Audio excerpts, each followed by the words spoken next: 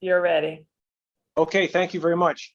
Nick, can you lead us in our opening prayer concerning our Zoom meetings here? I can, Mr. Chairman. Thank you. Good evening. It's Nick Ward-Willis, Keenan Bean, Town Attorney for the Planning Board. Tonight's meeting is, as you can recognize, is not being held in person. It's being held virtually pursuant to the authority granted under recent amendments signed by the governor and enacted into law to the New York State Open Meetings Law related to the COVID-19 pandemic, which allows municipal boards such as the Newcastle Planning Board to convene meetings via video conferencing without allowing in-person attendance by the public or the board. So tonight's meeting is duly constituted. There is a quorum of the board members present in person, virtually and digitally, and recognized and reflected in the minutes. So tonight's meeting is being held virtually in accordance with the law. Okay, very good. Thank you so much. Let's call the meeting to order. And our first item this evening is the public hearing. And this is for Fisher 1 Meadow Hill Way, application for a site development plan approval, tree removal permit, application for stormwater management and erosion and sedimentation control. So do we have a motion to open the public hearing? So moved. Second? Second. All in favor? Aye. Aye. Okay. So perhaps the applicant can bring us up to speed, and for the benefit of any members of the public who are listening or watching, just bring us up to speed on the latest changes and where we are.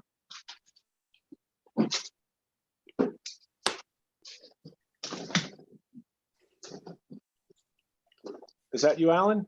Hold on, I'll speak. Okay, great. Okay. Mr. Kirkwood, sorry.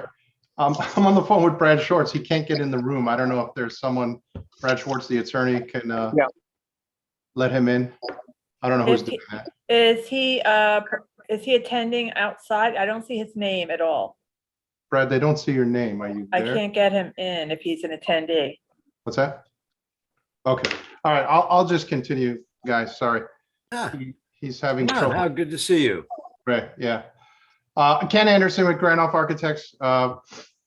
We've been working with the Fishers to develop this this piece of property. Real quick, as Mr. Kirkwood had noted, I'm just going to bring up the differences from where you saw it last. I don't know if I can share my screen, or Alan, or I mean, Bob, can you bring up the L 1.0, the LMP? It says Fisher LMP file, or I can share it. And why don't you share your screen? Okay. Give me a second.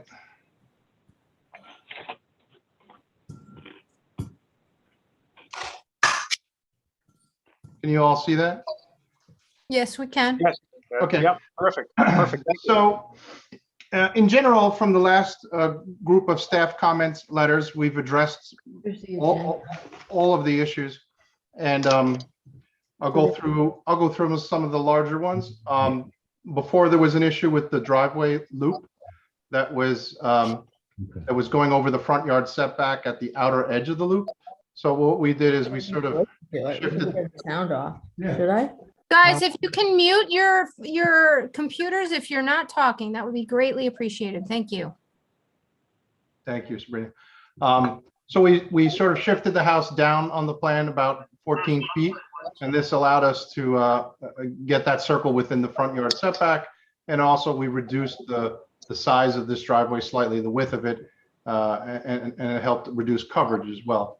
In the process, we moved the pool over a little bit, but not as much as 14 feet. We tried to keep the same amount of buffer that was here before.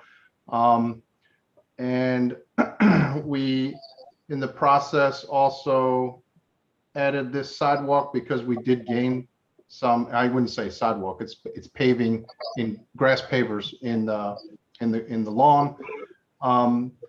The fire pit, we did change to gas. From before we had said it was a wood burning fire pit, but now we're saying it's going to be gas. And trying to think of the other items. Hold on.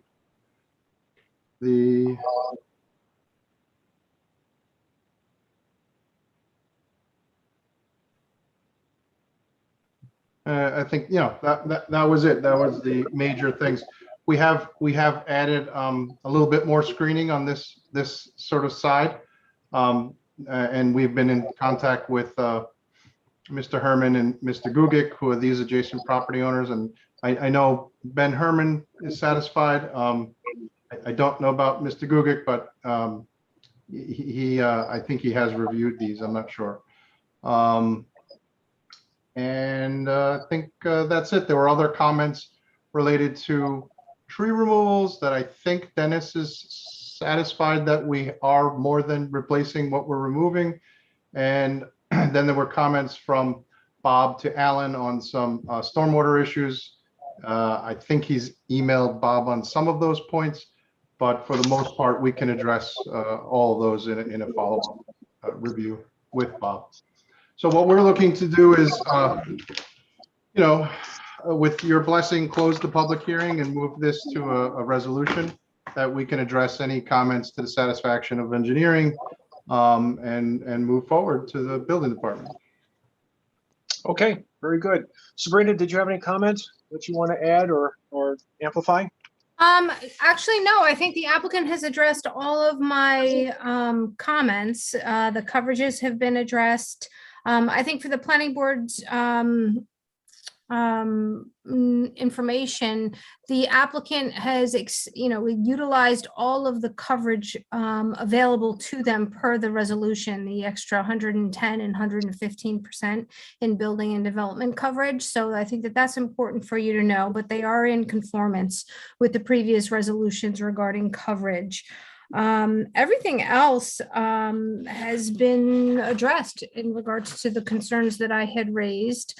And I have no problem, provided there's no public comments that change anything, or any other of the professional staff have comments preventing this from going to resolution. Sabrina, can you help us with the clearing and grading limit line situation, where we are on that? I thought there was some confusion as to whether or not we have clarity on that just yet. They did provide clarity on the clearing and grading limit line. They showed the 2014 on plan C101. I don't know, Ken, if you can share that plan, or Alan, if one of you can share that plan. I don't have that one handy. Hold on. I can share it if you like. Okay. And then, Thank you. Alan, do you want to talk about the clearing and grading limit line and the changes you're proposing? I can if you like. Thank you. Yeah, for the board's information.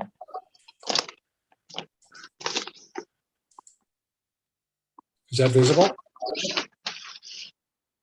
Is that readable? Yep. Good. I'll just point out the clearing grading limit line is shown on our C101. The red line, which is shown here, I'm sort of just outlining it, is the clearing grading limit line from the, I guess that's 2014 resolution. And here, this clearing grading limit line was really for, you can see where the former house was. It really was designed for strictly the demolition of the old tennis court, which was down here, the pool and pool house, which were in this location, the house and the garage. And so it was for a very limited purpose.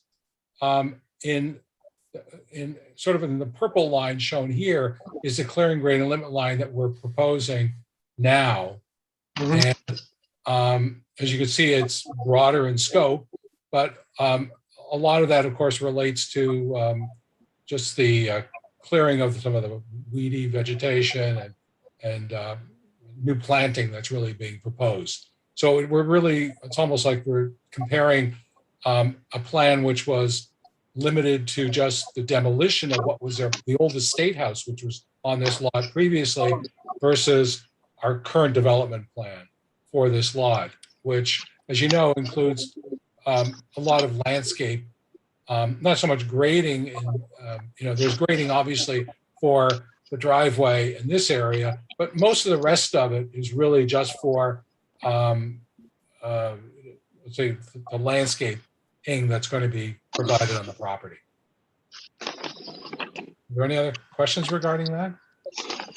One quick question I have on these drawings, on the landscape drawing, the old asphalt drive is not there. I presume that there'll be a note that we'll be removing that asphalt drive outside of the new drive and new parking area. It's actually indicated on our plan. There's hatch that's shown on here. And that indicates Okay. it says to be removed. So Okay, yes, it great. absolutely will be Perfect. removed. Yeah, I would think so. Perfect. Yes.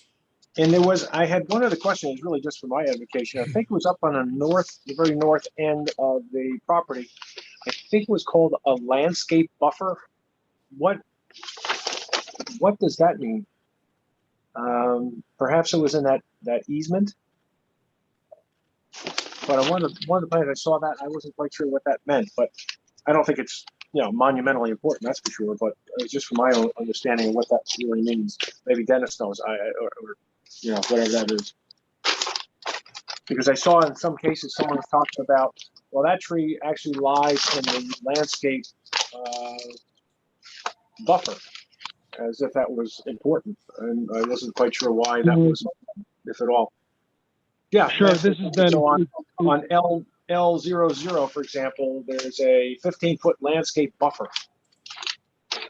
I think if I can answer that, Ken Anderson from Randolph again. There's a couple of, there's one easement buffer on the south side of the property, which is an easement with the two neighbors, Gugic and Herman, where it's a no-touch kind of area, and it's not necessarily we plant there. It's just you leave it in its natural state as a buffer.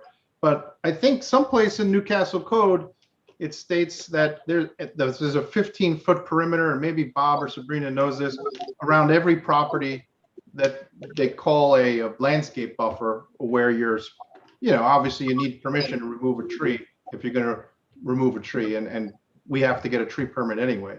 I believe that's out of chapter 121. Yeah. Right. If I could comment just to clarify, because Sure. just Dennis. around this, sure. So there is a provision in 121. The town states that they regulate trees 8 inches in diameter or greater, but then they do state that diameter drops to 4 inches in the regulated landscape buffer, and that is actually defined based on the zoning district. So in this case, in an R1A, that's what makes it 15 feet in width, and that's why it just becomes another evaluation or more scrutinized evaluation in terms of the trees, because what wouldn't necessarily be regulated more towards the interior of the site becomes more regulated, or potentially becomes regulated in that, landscape buffer area. So that's how the code is written. Great. Okay. Thank you very much. Dennis, do you want to run through your comments? Sure.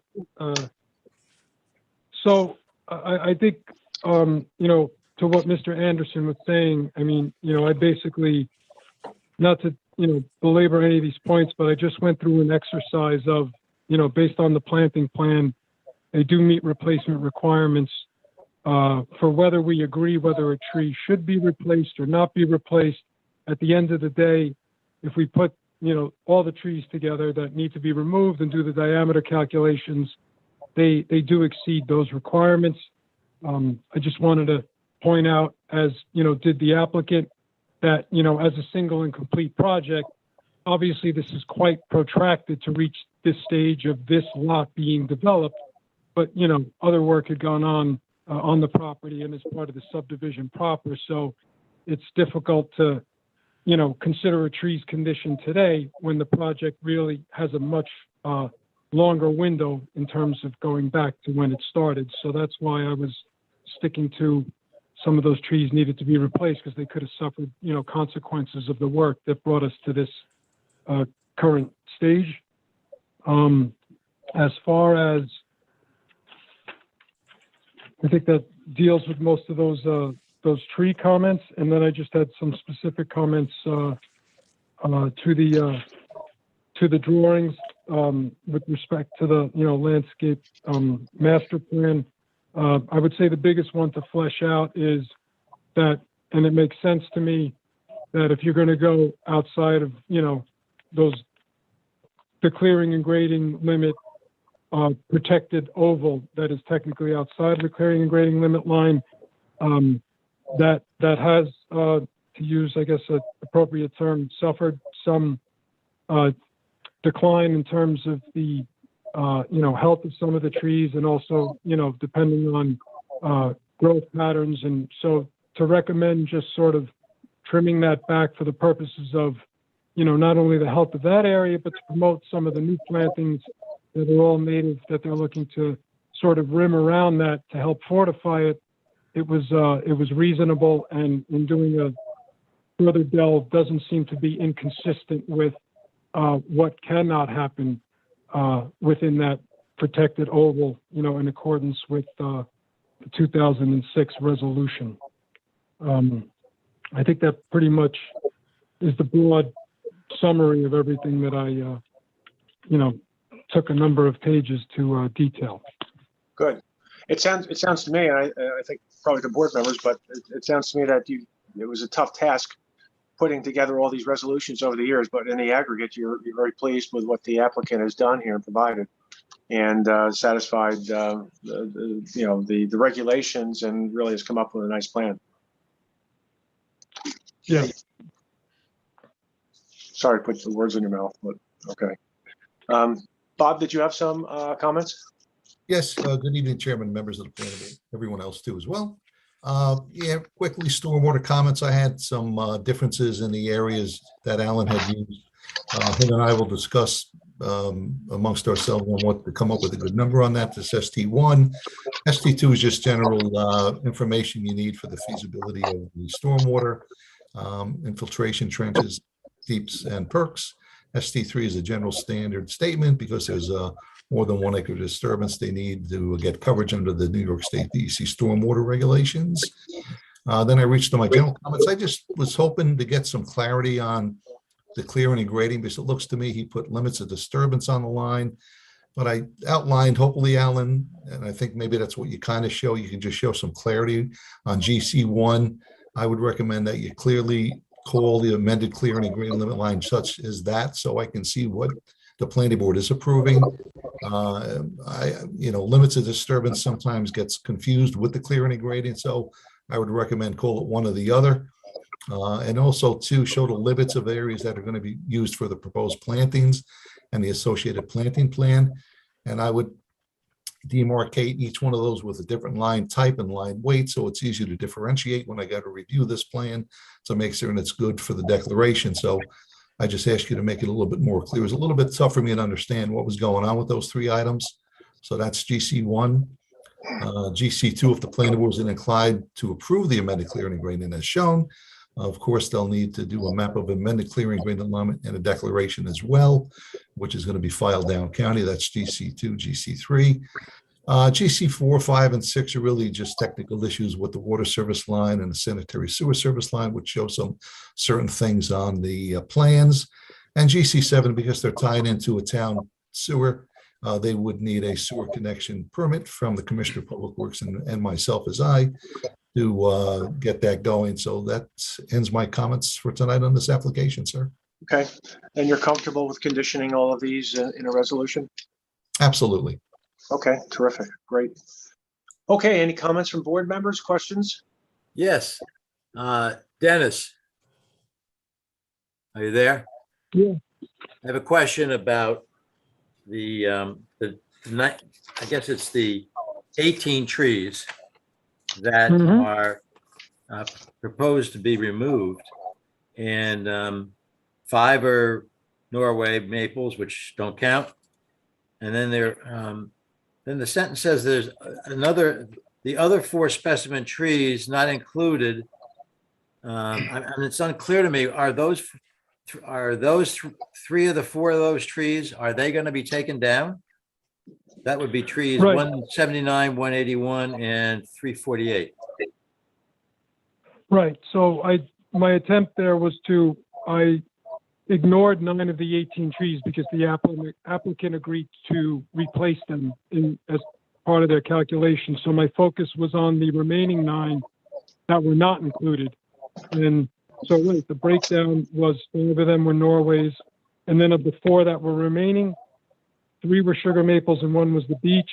And spell check, of course. made it BEACH. I apologize. And then to the point there, I excluded 394 because there was a demonstration by Beth Evans for the survey she did in 2013 that tree had suffered storm damage. So there was, it wasn't attributed to any of the demolition that had occurred on the property in the subsequent years.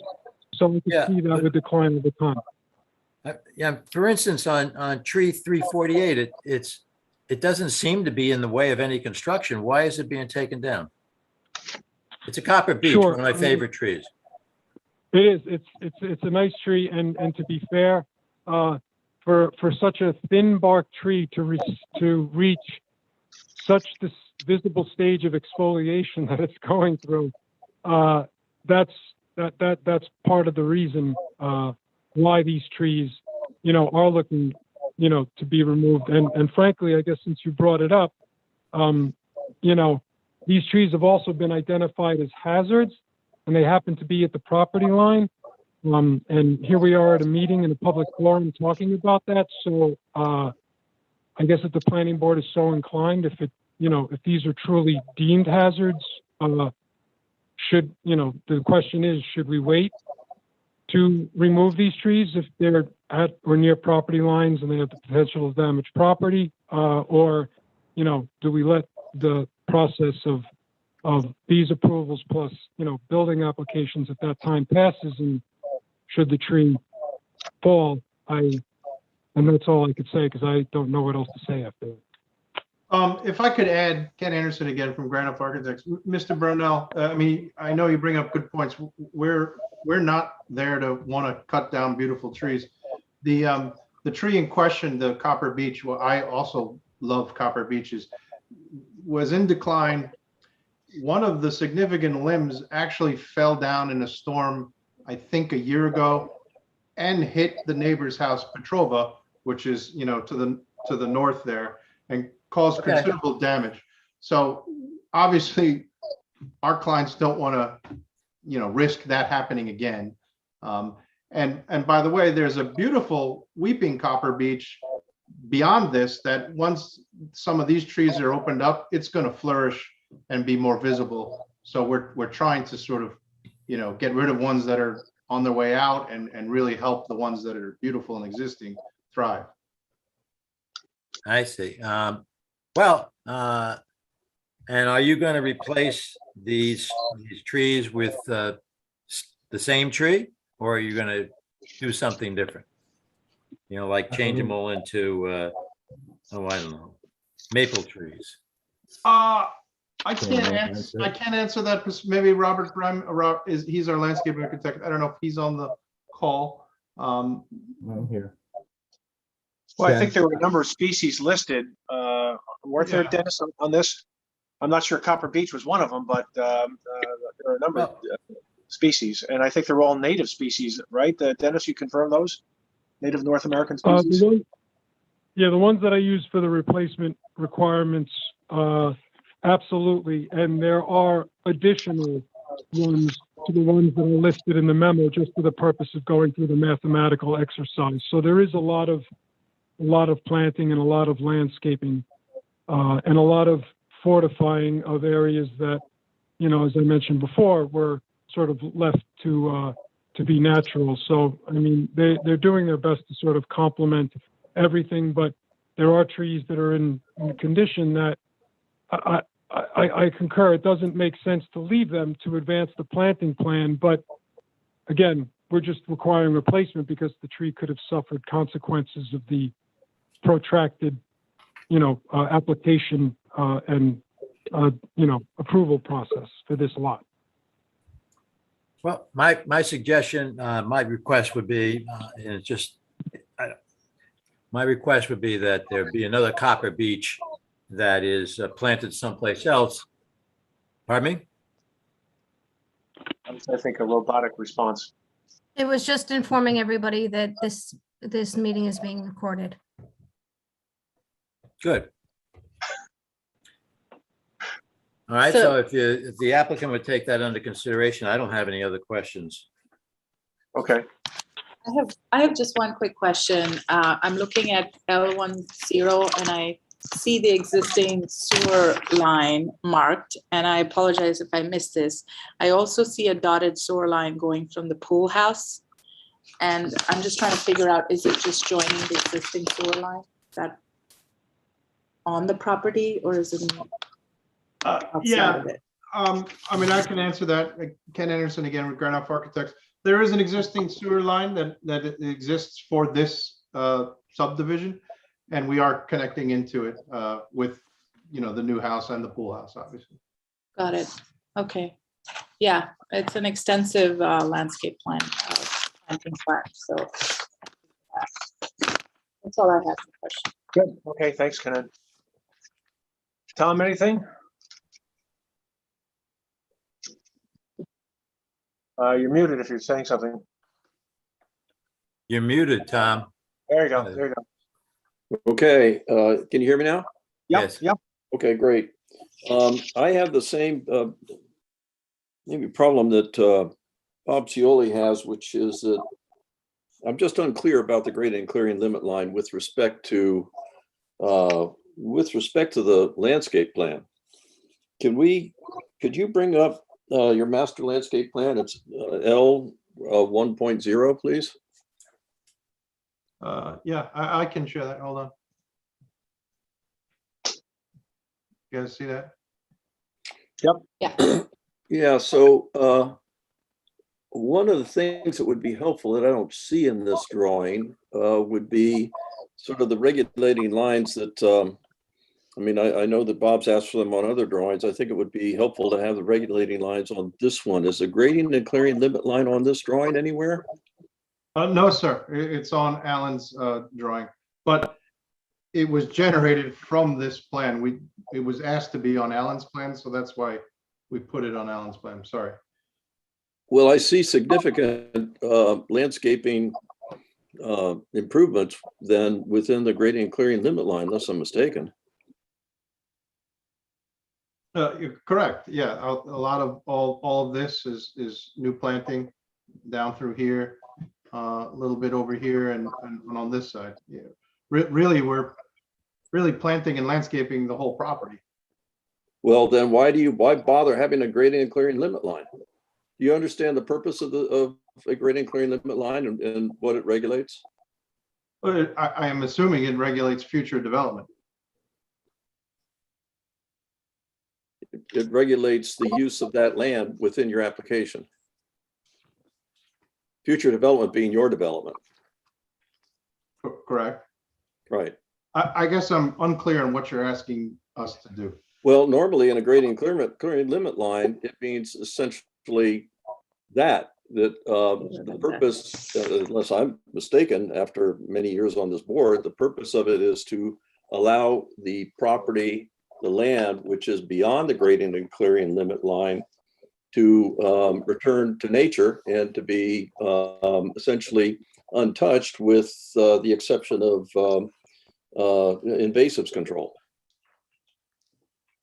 I think the point of us developing this property is this was never a property that was a, you know, a field or woods of, you know, untouched area. There was more lawn in this when this was an original estate. All this particular area was mostly lawn and specimen trees. So at this point, we're trying to, you know, bring back some of that character, preserve some of the specimen trees, and provide screening at the edges of the tree to appease, you know, neighbors who are, you know, concerned about the development, which has been undeveloped for many, many years.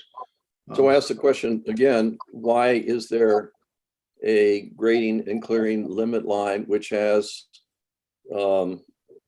regulations attached to it, even proposed to be anywhere on the site? Because you're not honoring, unless I'm mistaken, you're not honoring those the intent and actually I think the letter of the code on that subject.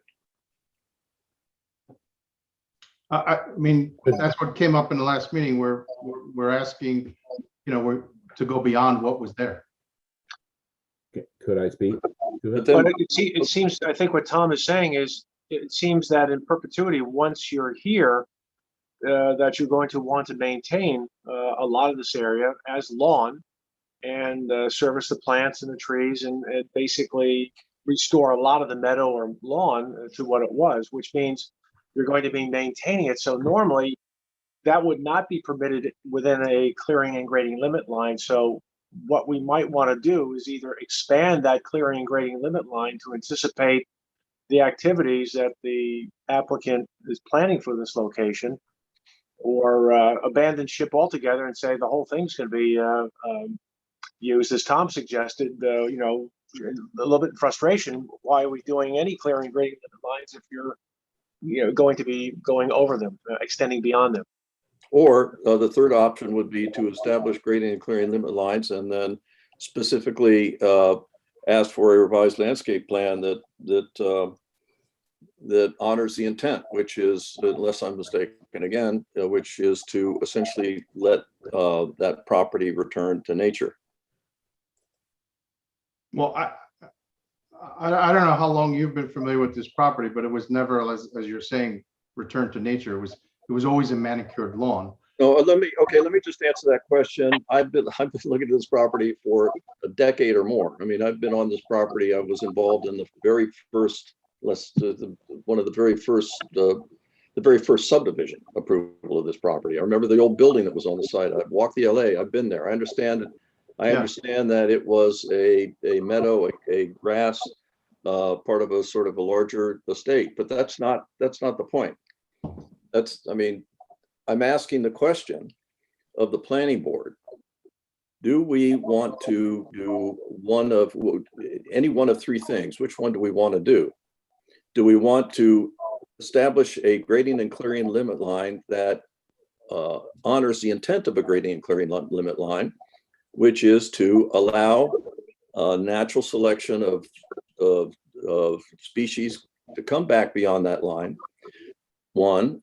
Two, to have a grading and clearing limit line, which essentially allows the applicant to do the landscape that's shown on this and go in and maintain it, which would be a very special condition. Or three, abandon clearing limit line altogether. And that's a question for the board. Because we can't just let it stand the way it is. We have to do something, I think. I agree with you. It was very confusing to me, and I agree with you, because we're drawing lines that we know at this point are inconsistent with the applicant's intentions, and that makes no sense. I mean, we shouldn't do that. So, and I think in one of the neighboring properties, Alan, perhaps you remember this, we drew clearing and grading limit lines, but we also set up, because it was also part of the same meadow, I think provisions for the applicant to maintain the meadow with a, you know, not a lawn cutting situation, but once or twice or three times a year, whatever it might be, just to have, you know, occasional cuttings just to maintain the meadow. So maybe the applicants can let us know what their intentions are. I don't want to frustrate the applicants if they wish to have it chiefly as a meadow or chiefly as a lawn, or let it return to nature. At least we can deal with it on that basis. But I think Tom's comment is appropriate, because it seems to me, and perhaps to Tom also, that the lines that are here are really not the ones that are intended to be used in our traditional clearing and grading limit manner.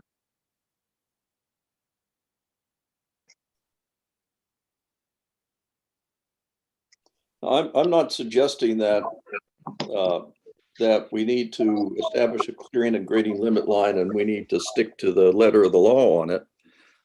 We do make exceptions. We've done that before, but you know, with very carefully considered justifications. I also think that I'm not suggesting that there even needs to be a clearing grading limit line. I mean, I don't know where I am on either side of that subject, but you know, I could see us concluding we really don't need one because of the history of the property, as the applicant is pointing out. But we just need to do something here. My question was, what is the what's the thought process behind the current drawn clearing and grading line? And if that has any, what was the intent there from the perspective of the applicant?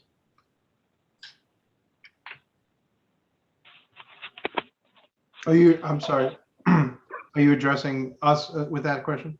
Yeah, because I mean, if you're looking at it, what Tom's saying is it could literally be, you could pretty much do away with it and say, we are landscaping the entire property, or you could say within the clearing and grading line is where everything that we are currently designing will come, or proposing will come through, and everything else will be left wild. Wasn't our intent was, can you still see the landscape plan? Yes, yeah, thank you. Our intent was, there's this area here, which is a CGLL that was, I think this was from the original subdivision. Right, that's from the 2006. Yeah, and we were not touching that. We were staying out of there as that's the gone native part of the property. Everything else over the years has been maintained. So we were just sort of bringing back some of the grasses and the shrubbery and the nice buffering between the neighbors back. But it was their intention to have these light green areas as lawn. They are moving to Chappaqua with their young kids, and they would like to have lawn, and their intention is not to have it grow to a meadow. I think that Kanan's question was more, we understand the intent of the landscape plan. I think that, unless I'm wrong, Kanan, correct me, why did you even draw a clearing and grading limit line in that proper part of the property to begin with? I mean, what's the point of having it on the drawing? Why is it on your drawing? I think we were asked to do it by staff in a comment letter from the last meeting to draw a line over we were calling it limit of disturbance. And I don't know what letter asked us to do that, but they asked us to draw a line over everything you're touching and comparatively to show it to the 2014 and to, I don't know, Alan, did we show 2006? We showed it, we showed lines on this, which on our drawing C101, which correspond to this. And it's called limited disturbance landscaping, which is what we're showing on it. That's how it was, illustrated on that plan. I almost feel like the interpretation of what this line wants to be is not necessarily understood as what the code requires it to be. So the fact that you're doing anything outside of that line means that that clearing grading limit line is pointless. I mean, but when you look historically at this property back in 2006, this was a mown lawn area. That's what it was. It wasn't meadow, it wasn't woods. And so what we're doing is restoring portions of it to be landscape instead of just being a mown lawn, which is what it was back in 2006. So I think that's really the purpose behind. Wait. I think it's fair to say, Alan, that it's a confusion. Yeah, and I think in support of the applicant, Alan, I think you'd have to agree that this is a very, very substantially enhanced landscape plan from what was approved back in 2006 and later on.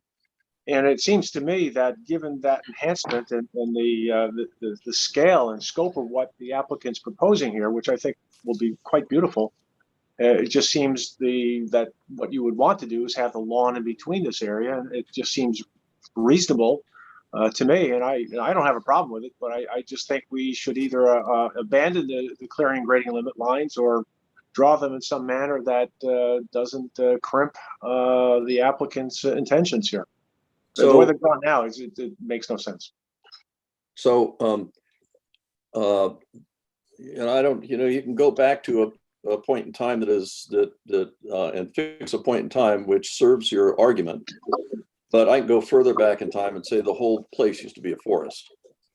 So let's, what used to be is really not that helpful, I think, in the conversation. I think it's the intent of the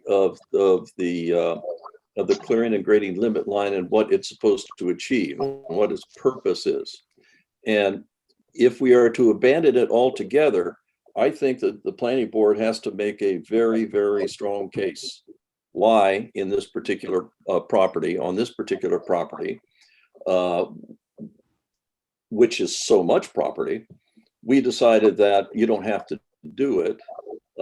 When we have every single application comes before us that's not obviously in an urban area, we have a clearing and grading limit line, and we establish those lines for a purpose, and we regulate them. Yep. Maybe what we're responding to is a beautiful plan, and it is a beautiful plan. I think it's really quite well done, and the drawing's just gorgeous. But that's not justification for abandoning what would be normally something we always do. I haven't heard an argument for us to abandon it yet. But can I say something, Tom? If this line was right adjusted along the property, it's still the line and it's still abandoned. You see what I'm saying?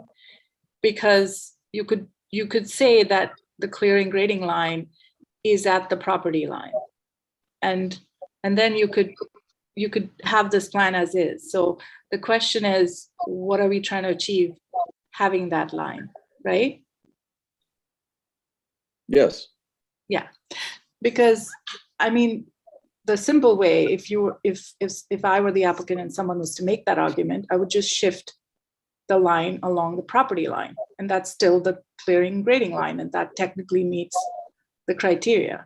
So really, unless we have something very specific in mind, it's as good as pushing the current line along the property line. Well, something very specific. I don't know how specific you need to have to sort of go through that gate. But to me, I'm going to make an argument for tree canopy. I'm going to make an argument for habitat. I'll make an argument for, not just habitat for birds and deer, but habitat for insects, habitat for small mammals. I mean, all of those things that pertain to a clearing and grading limit line on other pieces of property would be, and like I said, restore the landscape, to restore it, to allow it to grow back into that condition.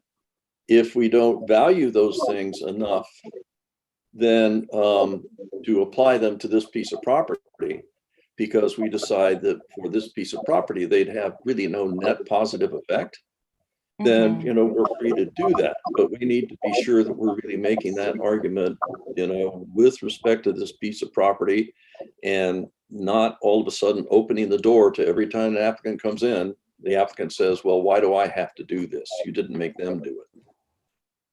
No, I hear you. I hear you completely. And I also hear you that a certain portion of this land could be, quote unquote, returned to nature. But the question is that in our purview, or is that in the purview of the applicant? And what you're saying is it's neither. Right? No, I think we have the right to do that. We've done it before. Alan, didn't we set up something different on one of the neighboring parcels? And we determined that there was going to be a clearing and grading limit line, which literally meant that you couldn't come back in and grade in there without coming back to whatever regulating authority was involved, and you wouldn't be able to clear. But we also set up, and what we could do, it seems to me in this case, is set up different parameters in terms of maintenance. And what I would suggest is a clearing and grading limit line would make sense to me inside of all of these various planting areas that are proposed here for landscaping, and nothing would be cleared and graded in there, but the understanding is that they would be able to maintain the lawn areas within those lines, not outside of those lines. Because outside of those lines, basically, they're going to be it's going to be trees and beds and et cetera. Yeah. So I thought we did that on one of the neighboring parcels in Meadow Hills, where we set up that separate parameter in terms of defining clearing and grading, but we also set up something that said the applicant has, in that case, it was the ability to maintain a meadow. this is, I guess, different, which we have to consider, and that is whether or not that we want to set up a maintenance program for, lawn cutting. Well, can I ask Bob, so I understand what you're saying here? I understand the grass areas, which are in this landscape plan, the very, very light green, essentially the lawn areas. Right. What would you do about all the planting beds, which would be within the clearing and grading limit line? All the ones to the upper left. What would you do about those? I would make those planting beds, the line of those beds be the clearing and grading limit lines. I see. Yeah. And I think that would serve us because it would distinctly let everyone know that those are supposed to just be maintained and just wooded and planted and landscaped. The lawn could be maintained, and also with the understanding that no further clearing or grading would take place beyond those lines. The other alternative is to, if we're concerned, I'm not, but if there's further concern to bring the clearing and grading limit lines in even tighter. I'm not sure what that would serve, but again, giving the applicant the ability to maintain the lawn, which is not grading, not clearing in the sense of clearing a field and clearing trees and clearing shrubs, it's lawn. So I would prefer the other, just making the line along the planting areas. So what's happening on the other side of this line, the property line to the, I guess this is to the west? That's the property I think you're referring to, isn't it, Bob? I think so. So what's happening over there? Is that just is that meadow, I think, that we talked about before? Alan probably will be better suited to tell us, but I think that's the case. I think so. I certainly recall it on lot number 3, which is to the north of here.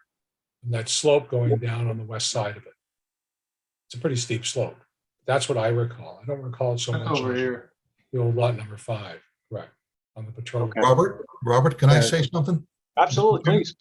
I remember something like this in a situation in Brandywine subdivision where on the lot it was for Chaundry.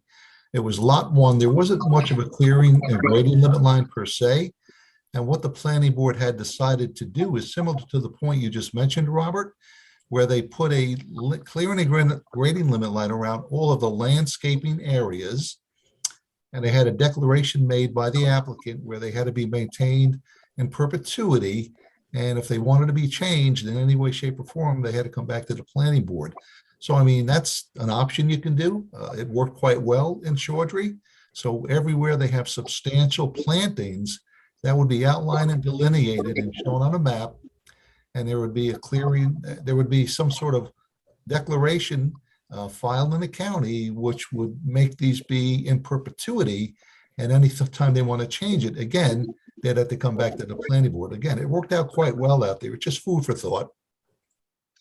I think it's an interesting thought. And I, the more I think about it, the more I think it's important to have lines here, because if for some reason a future owner decides to clear all of this landscaping and right to the property line, that's going to impact neighbors. And I think that's one of the things that we try to avoid in terms of environmental impact is visual and otherwise to neighbors. And it's a really good idea. It's a modified clearing and grading, but it's just going to go around the substantial planting areas that the planning board sees fit that should remain in perpetuity on this lot. Yeah, the other thing is we have a sewer easement that goes across this property. And so there has to be access to it by the town. And to me, that's an area that to the left of it, that it doesn't have to be mowed or anything, but I think that's a line that has to be protected, and it's an exception to what we normally see. We don't see sewer lines. That's a good point, and I missed that, Dick, and that's a good pickup. Really, this plan should be changed a little bit with the plantings, because we really don't allow any types of trees within 10 feet of a sewer line, so you might want to modify that.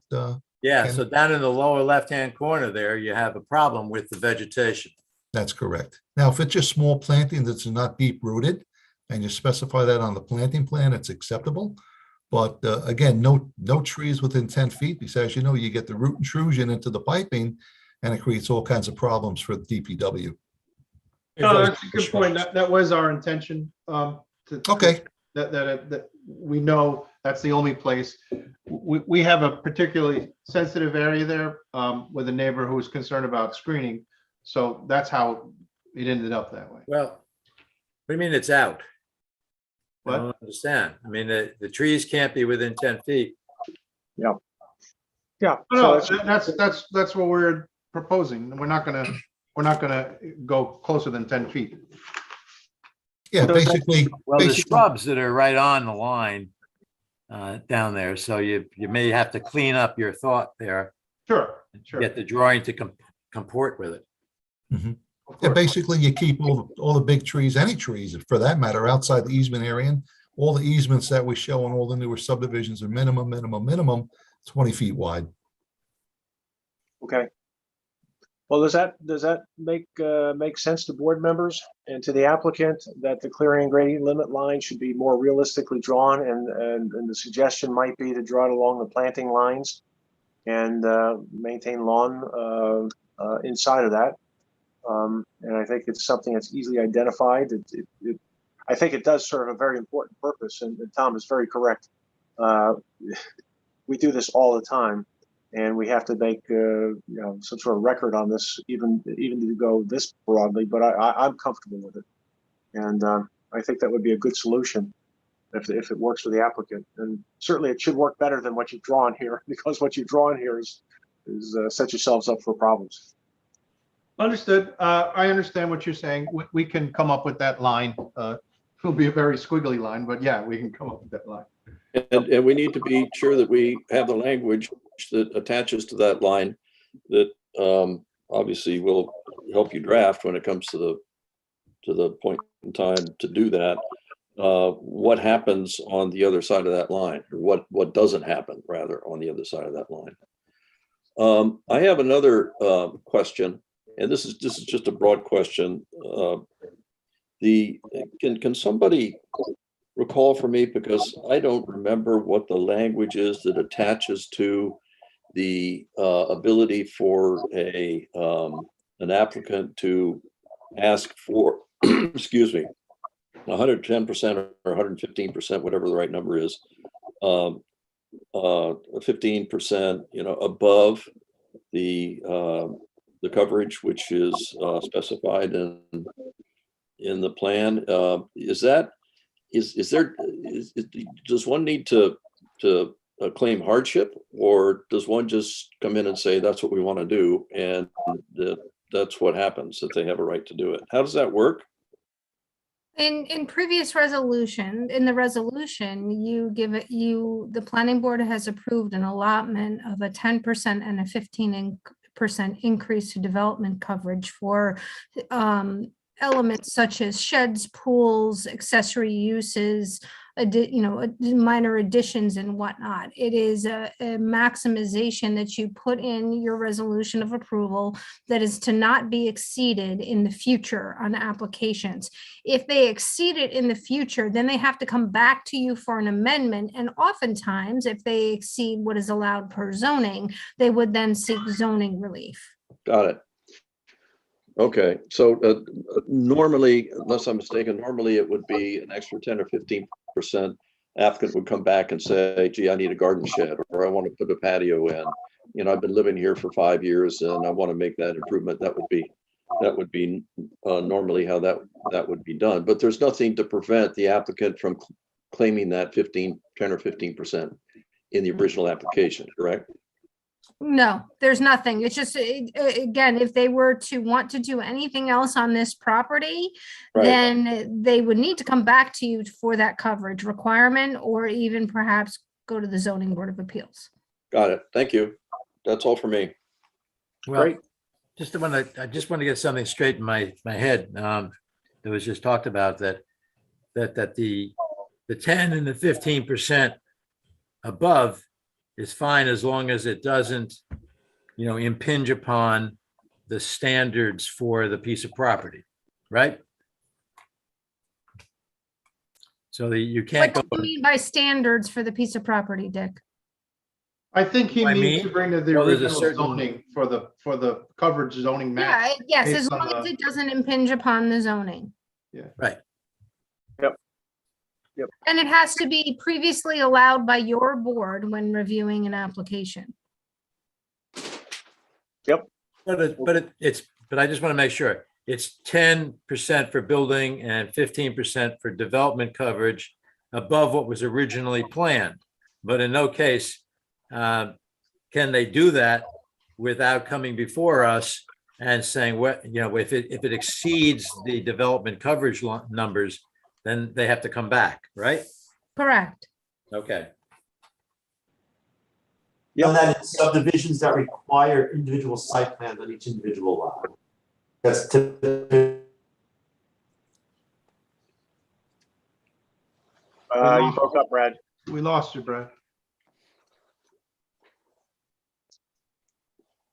Yeah, he's frozen, I think. In the meantime, fascinating history on the 10 and 15. Someday I'll really tell you how it came about. It's the Bobanisi rule. But in any event, do we have any comments from the public on this application? Pam, do you see anyone? with a Yes, hand? there is a hand raised. Okay. Mr. Ziegler, please unmute yourself. Good afternoon, good evening. My name is Jeff Ziegler. I'm the property just to the northeast, or northwest right there. First off, I want to applaud the Fishers and their team for what I think is a very beautiful project. We've had a lot of comments.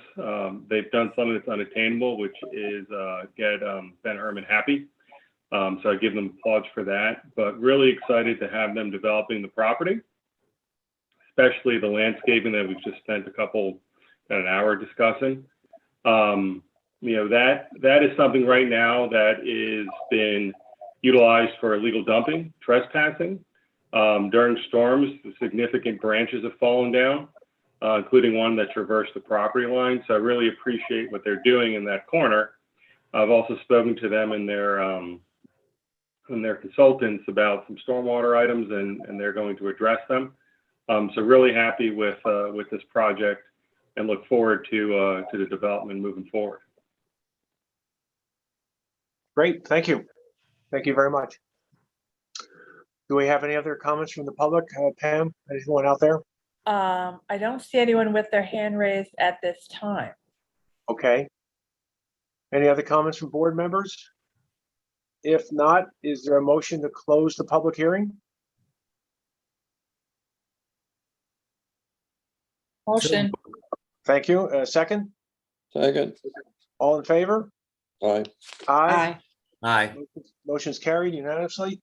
Is there a motion to move this forward for the drafting of a resolution at one of our next meetings? Yeah, so moved. Second? Second. All in favor? Aye. Aye. Aye. Okay, motion's carried, so we're all set. You'll be set soon. We'll get a resolution. And then the real fun begins.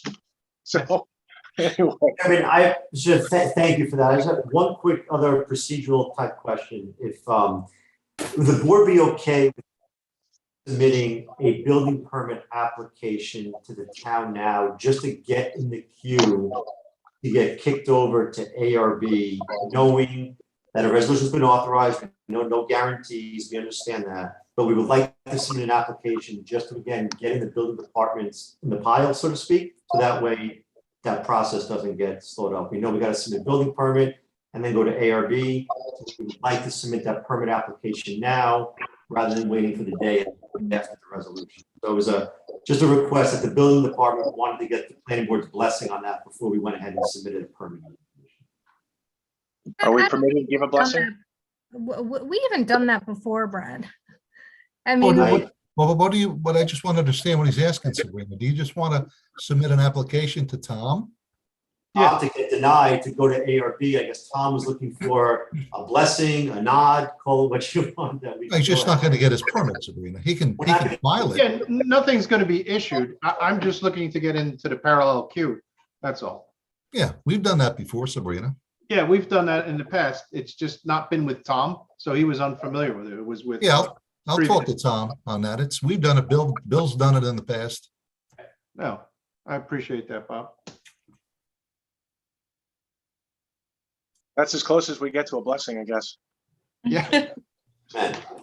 No, I'm in constant communication with Thomas. He won't sign off on the BP until the plat signed by you, Mr. Chairman. So. Okay. Okay, if we're comfortable with it, that's fine. Great. Thank you. Thank you very much. Okay.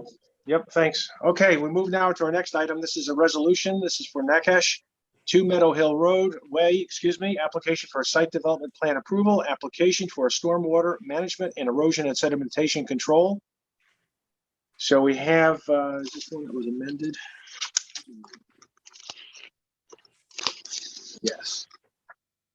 So we have to re-amend this again because we have to mark LDAT off, I guess, as absent. But otherwise, are there any other changes to the resolution? Jennifer amended it this afternoon. I hope folks got a view of it and got a chance to read it. I mean, you know, the changes were not overly radical or substantial.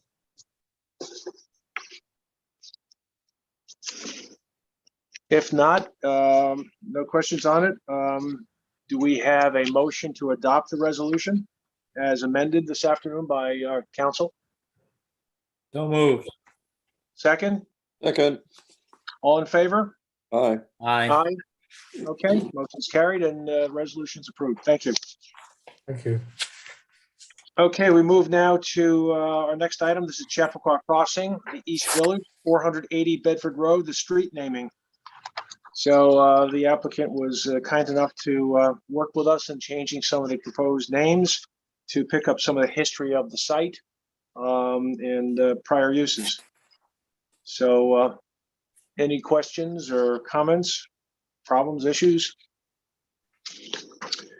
If not, we'll have to, again, change that at the top there and the strike LDAD's name. I guess Clinton's really not present either, so we have to strike that too. Or it's Jennifer. Anyway, I guess Felicia, you can do the attendance later. But with those amendments, is there a motion to approve the resolution? Okay, second. Second. All in favor? Aye. Aye. Aye. Okay. The next item is also a resolution. This is on CHAPPAQUA Crossing, the East Village. This is an application for a subdivision approval, a site development plan approval, planning board application for wetlands permit, steep slopes permit, tree permit, and stormwater pollution prevention plan approval, 480 Bedford Road. This is a change that has been proposed by the applicant, by the town board, by interested parties, to change the order of getting going on the construction and improvements at the CHAPPAQ. So perhaps, Bob, you can explain the details and so people understand what's going on here. But it's really an accommodation to, I think, all interested parties to enable the applicant to start with the improvements sooner than later. Yes, thank you, Chairman. I'll go through real briefly, and Nick Ward-Willis can chime in anytime he likes as well. He helped me with this, and Amanda as well. But basically, this used to be in a condition lower down in the tier, which had to be completed prior to the site plan and the filling and grading. Because we wanted to get the CPAC improvements done sooner than later, and at the request of the applicant, we decided to bump this up to make it part of the site plat signing, which bumps it up, and they can start this sooner because the applicants has their contractors all lined up to work. We didn't want to hold them up in any way, shape, or form. So we pretty much dovetailed this into everything that's got to be done for the site development plan signing, which bumps it up by at least a month or so. We still have some items to do for the filling and grading. So basically, we put a few items in there, A, B, C, D, and E. They're really all items that were in the town board resolution. These are items that were agreed upon by the applicant to do on the CPAC property. We just put a little bit more clarification on E and F on some of the sequencing of who's responsible for what with the ADA parking, the stripe parking, and some of the ADA parking to the south of the building itself. which includes ADA parking on the south side and a new driveway leading into the main loop road and coming down into, I believe, one of the new roads in the East Village development as well. So that's what we did. So we met with Dave. We're going to have a meeting next week with a contractor, with Dave Walsh, Tom DePole, Terry as well. And they're going to pretty much start up on this as soon as possible to get this going in, whereas not to interfere with some of the performances at the CPAC Center as well. So I think it's a win-win situation for the town and the applicant in all regards, and that's pretty much what we did, and that was the impetus behind all of these changes and amendments. Okay, great. Any questions? Further questions, issues? If not, is there a motion to approve the resolution changing Bob? condition 41? Yes, sir.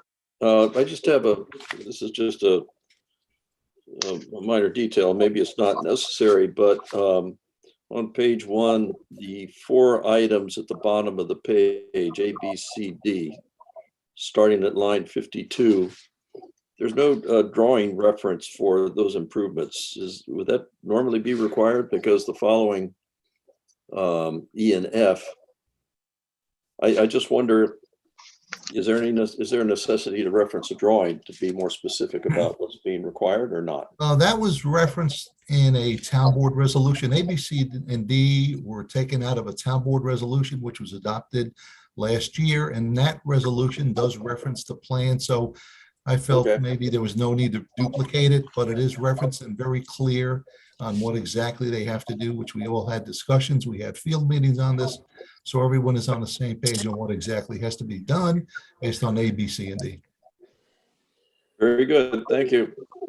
Great. Thanks, Bob. Sure. Okay, is there a motion to adopt this resolution? So moved. Second? Second. All in favor? Aye. Aye. Okay, motion's carried. All right, we move now to our next item. This is an informal appearance. This is the REICHMAN application, 1267 Hardscrabble Road, application for site development plan approval, wetlands permit, tree permit for addition with an indoor spa. Okay, so we have some revised drawings. The applicant was given some direction last time, and I think from my perspective, they seem to have really worked with those and resolved in a lot of the issues and with some pretty good solutions, it seems to me. But anyway, let's let the applicant just bring us up to speed and we'll take it from there. Okay, thanks. We took the suggestions that you gave us from the last meeting and we took care of them, which include maintaining the 50-foot buffer and moving the structure to accommodate that. And we also, oh my God, I forgot now what we did. I gotta look at my letters. A letter from the neighbor. Oh, yeah, right. Oh, I talked to my neighbor, thank you. And they were fully in favor of this project. They were very enthusiastic, which was nice. And also about the maple tree. We had, talked about the maple tree and we had figured out how we could mitigate for the tree. And those were the main things. Okay. Great. Sabrina, do you want to run through your comments? Sure. Ultimately, I was unable to attend your last meeting, but I did watch the tape. And, as the applicant indicated, there were really 4 areas that they needed to address. Looking at alternatives 1 and 2 to determine if they could, move at least 50 feet away from the wetland, from the edge of the wetland to the addition. Their plans show that they were able to do that, leaning more towards the position of alternative 1 than alternative 2. They also, as Mrs. Reichman indicated, looked at salvaging the Japanese maple. They could not, but again, they were able to satisfy the 50-foot distance from the wetland buffer. And then the last thing that they were required to do was to contact the neighbor, and there was a letter in their application materials and conversations that I have had with the applicant that indicated they did speak with the neighbor. So ultimately, the applicant has addressed everything that the board directed them to address. The question is whether or not the board is satisfied. In addition, the building inspector did review the plans for zoning compliance and making sure that we weren't bucking up against any issues with setbacks from his standpoint. And it will still, the preferred alternative with the distance from the wetland will require a rear yard setback variance from the zoning board of appeals. So it can be that condition, if you so choose, you can either send the applicant prior to considering a resolution of approval or making it a condition of your resolution, as you've done in the past.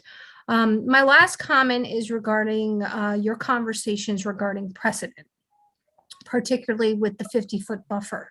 And I would like to make the board aware that in the Twin Ridges subdivision, that subdivision was a 40-foot buffer based on old wetland laws and so on and so forth. And there have been other applications whereby, due to the nature of the properties that you are reviewing, you have been able to resolve in the resolution those specific conditions which will prevent precedent from being set.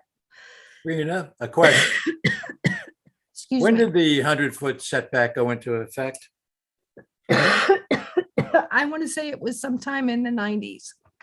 Okay, so I'd like to know, so if it was in the 90s, then the one that was in 1990 was most likely when it was still 50 foot. And Correct. so someone gave a break there. And then the new came in with 100, and we're giving a break now for that. Correct. Thank you. Correct. And you know, I want to point out that the house itself pre-existed zoning, right? So you have a very old structure, and you know, I am personally owner of a very old structure. It's 300 years old, and we existed before zoning as well. And so you would be hard pressed to find how, you know, in these older homes, they would not be allowed to be built today due to regulations that are in place based on what we have learned over time. So I think that that's very important to understand. We have a lot of structures, particularly in the eastern part of the country, where, you know, we have historic properties and properties that were built, you know, at the turn of the century, and they're still standing. They do not conform to existing zoning. That's definitely true. I mean, I'm sitting right here in a house which is in the front yard setback. Well, please remove yourself. I'm actually sitting outside of that. I'm legal right now, but if I go to the living room, I'm in big trouble. But I don't think that that's necessarily justification to say, okay, well, then we throw out the rule book. I know you're not saying that specifically, Sabrina, but I think not that at all. we need to be sure that we're you know, trying to be you know, smart about this and wise about it. The site is such a difficult site, and I mentioned this before, and that's what's giving us such difficulty, is that it was built at a time subdivided and then built at a time that probably wouldn't be something we do today. But to then say justify that that condition for further imposition's a wrong term, but for you know, further improvements, it would be that we would not approve today doesn't seem to be the right justification for that. But nonetheless, I'm encouraged by the response from the adjacent homeowner we were concerned about. I was concerned about the American holly being put where it is. I noticed that there is a chamfered edge now on the footprint that I think is going to give that holly a little bit better chance to survive. It depends on on the region, and it depends on the climate, how big it could get. The bigger ones in the south can get up to like 80 feet. More likely in this area, it's probably somewhere in the neighborhood of 40 feet with a spread of maximum of 20 at the base. So it probably has a good chance of surviving there. So I'm okay with that. I'm still unhappy about the Japanese maple. But at the same time, you know, it's one tree. And I think that we just have to say that that probably should not be the one thing that is the only thing we concern ourselves with here. So I'm with Bob. I think that the applicant's done a pretty good job in responding to our concerns. And again, I'm happy that the neighbor is happy. I want to offer one other issue here. I agree with you, Tom, and you know, I think we're there. But I think one of the issues I have is that I'm still concerned, and this I think is really for Ms. Mock.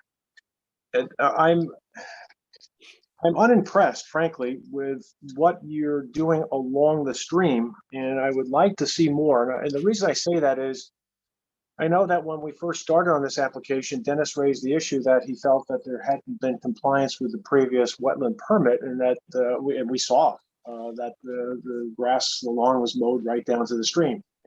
Now the line is drawn there. I guess we have some boulders in there, but what I would suggest, and it really helps us, because again, no matter what you folks think, this is still a big request to go within the 50 feet of a 100-foot buffer.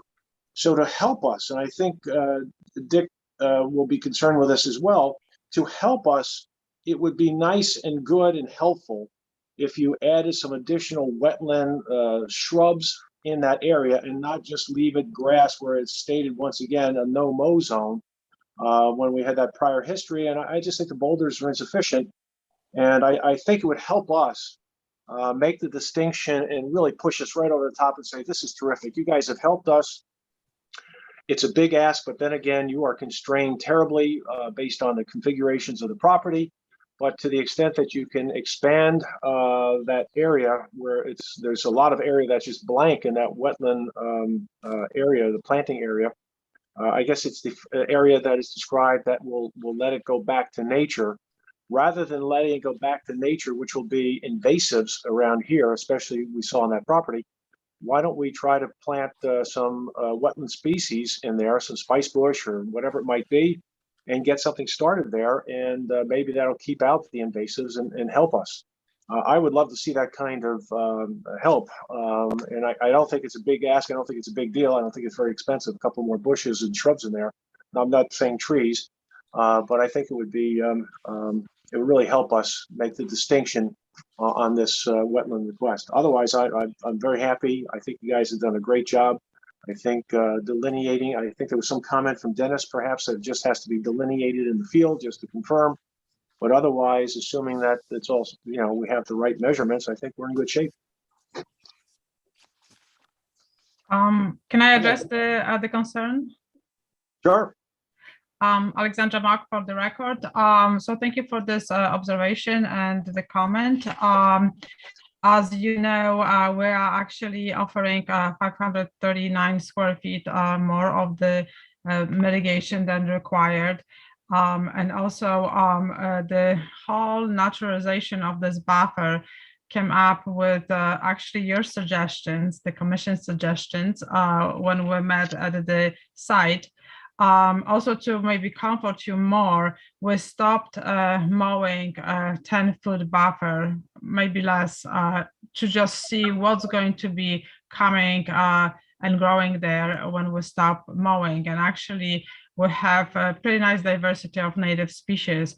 And I personally think that herbaceous species are more viable in this setting because they're going to be providing a valid filter for the stormwater, which will carry, I wouldn't say pollutions, because actually, as you can see at the bottom of the map, we are committing in organic lawn care.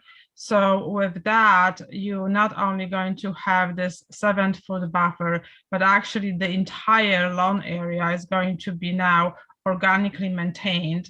And on the top of it, as you remember, those of you who were actually meeting with us at the site, the lawn, it's not a manicure lawn. The lawn has a lot of diversity and it's not being regularly mowed. I mean, it is mowed, but it's mowed high to provide as many pollinator functions as possible.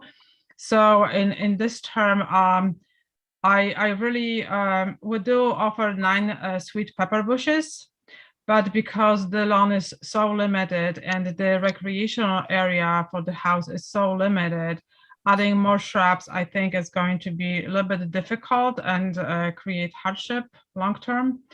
We do removing some invasive species again and planting 2 of the sweet pepper bushes, which are extra. They are not requirement. Again, this is over. We're offering this, and also those 2 river birches are extra, and they are going to be replacing invasive species.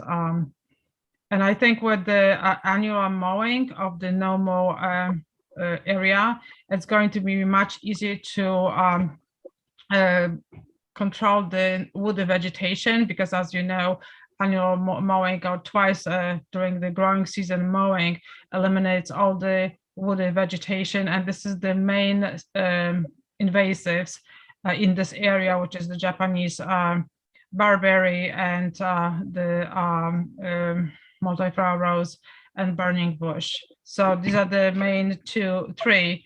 And by mowing annually, we are going to keeping them under control. So I'm not really worried about any invasives taking over the buffer.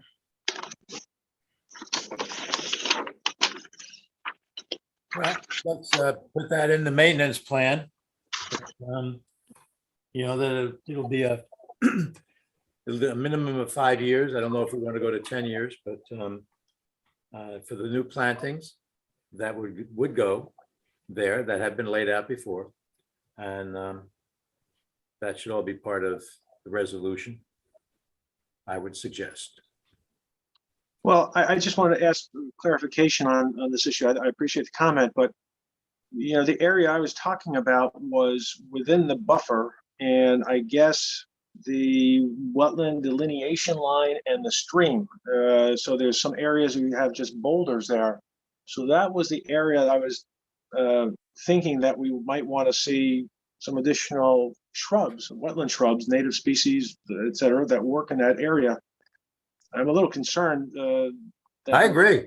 Annual mow, and again, I understand that you're offering these other bushes, and they may be over the requirement, but the ask on the wetland permit's way over the normal requirement as well. So, you know, I'm a little concerned to hear that we're going back to once a year mowing, which might become twice a year, et cetera. You know, there's all kinds of concerns when I start to hear that when it's directly adjacent and contiguous to a stream. Well, So- I just have to say that I personally don't care. If you're saying that by planting bushes in that area will make you happy, I'm perfectly happy to do that. Alex has a concern about the area, the space, because there really isn't that much space. But, you know, after we plant the trees that we're going to be planting, the river birches, and The 9 sweet pepper bushes also, and Yeah. they are going to be on this side of the stream. Yeah. So we have 9 shrubs and 2 trees. Yeah, so I think why don't we take a look when we get those in the ground, because, well, you know, there isn't that much room, but I'm perfectly happy to do it. If there is room, I want them to be able to have space to grow. You know, I don't want them to be too close together. So I think we're just gonna have to put them in the ground. and Yeah, see. well, anyway, take a look at it. You know, I think if nothing else, just for erosion control, it helps to have something more substantial than just a lawn, you know, untreated lawn going down to the stream in the boulders. And again, it would not impact the lawn, because after all, this is the area that I'm talking about is technically not in the lawn. It's really in the area between the boulders and the stream, and which, as I recall, had quite a little downhill slope down toward the little stream. I would like to ask something that no one's mentioned. I would like to speak for Jonathan Reichman, who is the other owner of the property. And he happens to love this property because he was able to see the street, hear the stream, and it's really a really important part of this property and the benefit to the owners. And now, all right, they've agreed not to mow, so there's going to be some height. They can barely see the water as it is. So now if you're going to insist on planting a whole bunch of shrubs there, no matter whether they're native or not, I'm just saying I would like to speak for Jonathan and his kind of point of view and his enjoyment of this property, which he has owned for over 30 years. Sure, no, I understand. I think that's fair. We still have to go to a public hearing, so that's fine. You can talk with him. If there's some minor changes, we can address it at the public hearing and go from there. That's not a problem. Okay. Any other questions or thoughts from anyone? Okay. So is there a motion now to schedule this application for a public hearing? I think that's the next step. Motion. Hello? Second? Second. Okay, all in favor? Aye. Aye. Felicia and Sabrina, do we have a schedule when we might have that set up for the public hearing? Our next submission date is November 15th, and Well, question, are we meeting would be going to be December waiting? Are we waiting for revised plans regarding wetland plantings, or is that something that we're going to work into the resolution? I think we can handle it at the meeting. We'll see what the applicant comes up with and what Mr. Reichman feels, and we'll take that into consideration and make a decision there. But I don't think we need anything additional in terms of submissions. Okay, so then I think we can schedule it for a public hearing, our first meeting in December. And if the board wants to direct that we attempt to do a draft resolution for your consideration, and we can amend it at that meeting pending, the direction that you want to go in, and we can put some language together regarding the wetland plantings. Yeah, I think that makes good sense. Is there a Okay. motion to direct the staff to drop the resolution as well for the public hearing? So moved. Second? Felicia, can you announce what that date is for the public hearing? the public hearing would be on December 7th. Okay, thank you. That's pro. Can I ask a question about going forward with the zoning variance? In one of our earlier meetings, perhaps it was meeting number 2, you had suggested that we go forward with applying for the zoning variance for the rear yard setback. And then we went ahead and did that. We had your meeting. No, actually it was after meeting number 1, you suggested that. We went ahead with that. And then meeting number 2 was a disaster. And so we had to withdraw our application, even though we had submitted it. So I want to know where we stand with that. We have not changed what we will require. Does the planning board want the applicant to go to the ZBA prior to, well, given the timing, to be quite honest with you, I think it should become a condition of your resolution of approval if you're going to consider a resolution. Only because they have to resubmit their application to be noticed on a ZBA agenda. They only meet once a month. Right. I'm assuming they missed the deadline for November. They would have to submit for December. If they're coming before you on December 7th, the timing would work better to incorporate it in your resolution of approval. Right, and we can just have it as a condition. Exactly, exactly. I think I'm fine with that. What does that mean for us? That means you're going to be going to the planning You can board. make application to appear before the zoning board of appeals in December. All right. And hopefully you'll be able, notwithstanding your description of our meeting as a disaster, we'll try to amend that and make that work for you very swiftly and easily. Thank you. That would be appreciated. You're welcome. The other thing that, do we have a second? Excuse me. Do we have a second on the motion that's out there? well, Second. Okay. comment. Sure. Yeah, I think one of the features is that there is a slope of significance between the house and the stream and the adjacent wetland. And I know that the applicant indicated that was a 15% slope. My recollection is that an average, or is that the worst, or what? 15%.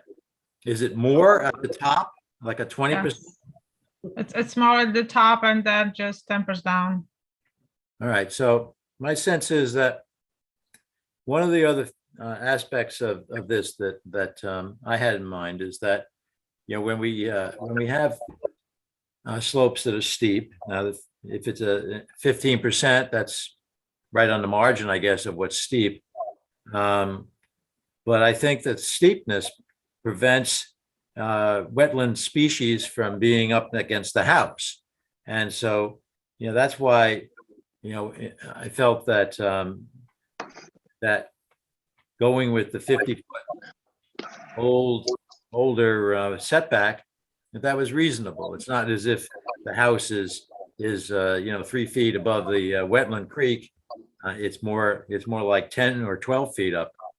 So for future reference on other projects, you know, that there should be some consideration given, you know, as we've done in the past once or twice, that if the wetland can't really sustain itself up there because it's not wet enough, then there should be some consideration like we have given in this particular case, you know, for going with the older version, which of the wetland setback, which in and itself was an add-on to the original layout of the you know, the various rules of distance we have from this sideline to that sideline to the front to the back to the wetland.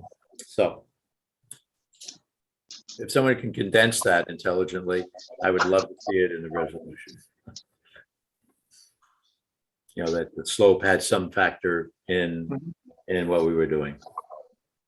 Okay. So we have a motion and a second on a motion for directing staff to draw a resolution for the public hearing. All in favor? Aye. Aye. Tom, you okay? Yes.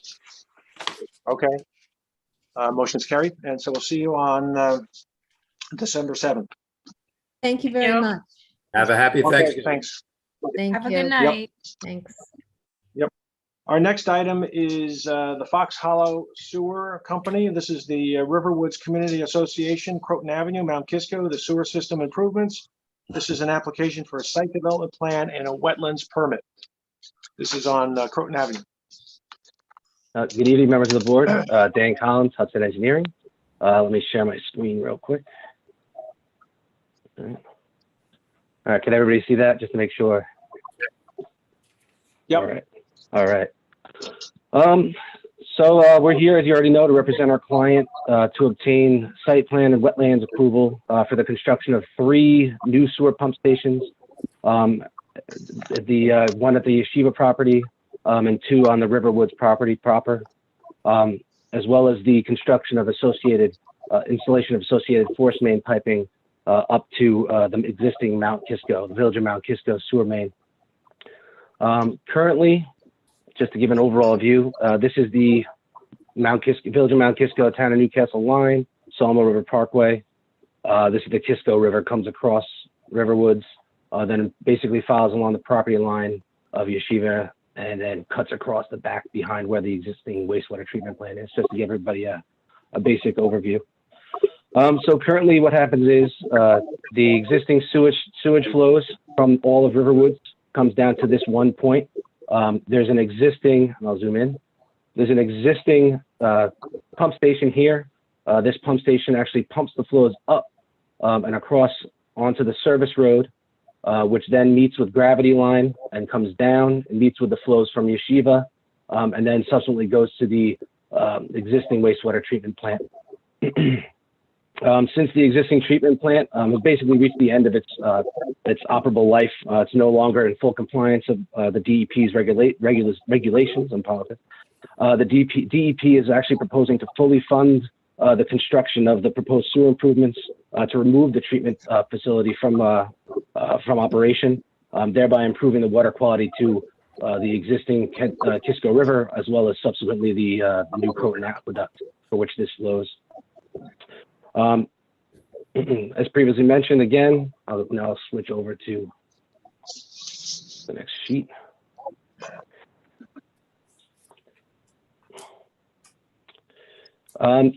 So again, I mentioned there was 3 pump stations. The first pump station, and actually I'll go back to this one. The first pump station is in the vicinity of the Yeshiva, is on the Yeshiva property in the vicinity of the wastewater treatment plant. The second is in the vicinity of the existing pump station that's on the RIVERWOODS property. And the third pump station as part of this, these improvements is located adjacent to the existing pool and tennis court area. The Yeshiva pump station will be installed as such to divert the flows that come across from the Yeshiva property directly to the new pump station. This will in turn be pumped up, if you follow the match lines, and across to the location of the RIVERWOODS pump station, where it comes parallel to the pumped effluent from the RIVERWOODS pump station. The RIVERWOODS pump station will actually be separate from the Yeshiva pump station. It'll actually only capture the flows from the RIVERWOODS property. Then will be pumped in the same trench, 2 parallel force mains up, and I'll keep going to the next sheet, to the third pump station, which is the combined flows next to the pool. This is where both mains flow parallel to a gravity sewer, then come back down into the combined pump station. Then from this third pump station, it's pumped up Old Town Crossing to Croton Avenue, where it flows down Croton Avenue till it meets its Turner, and then subsequently up Turner and discharges to the village of Mount Kisco's existing sewer system.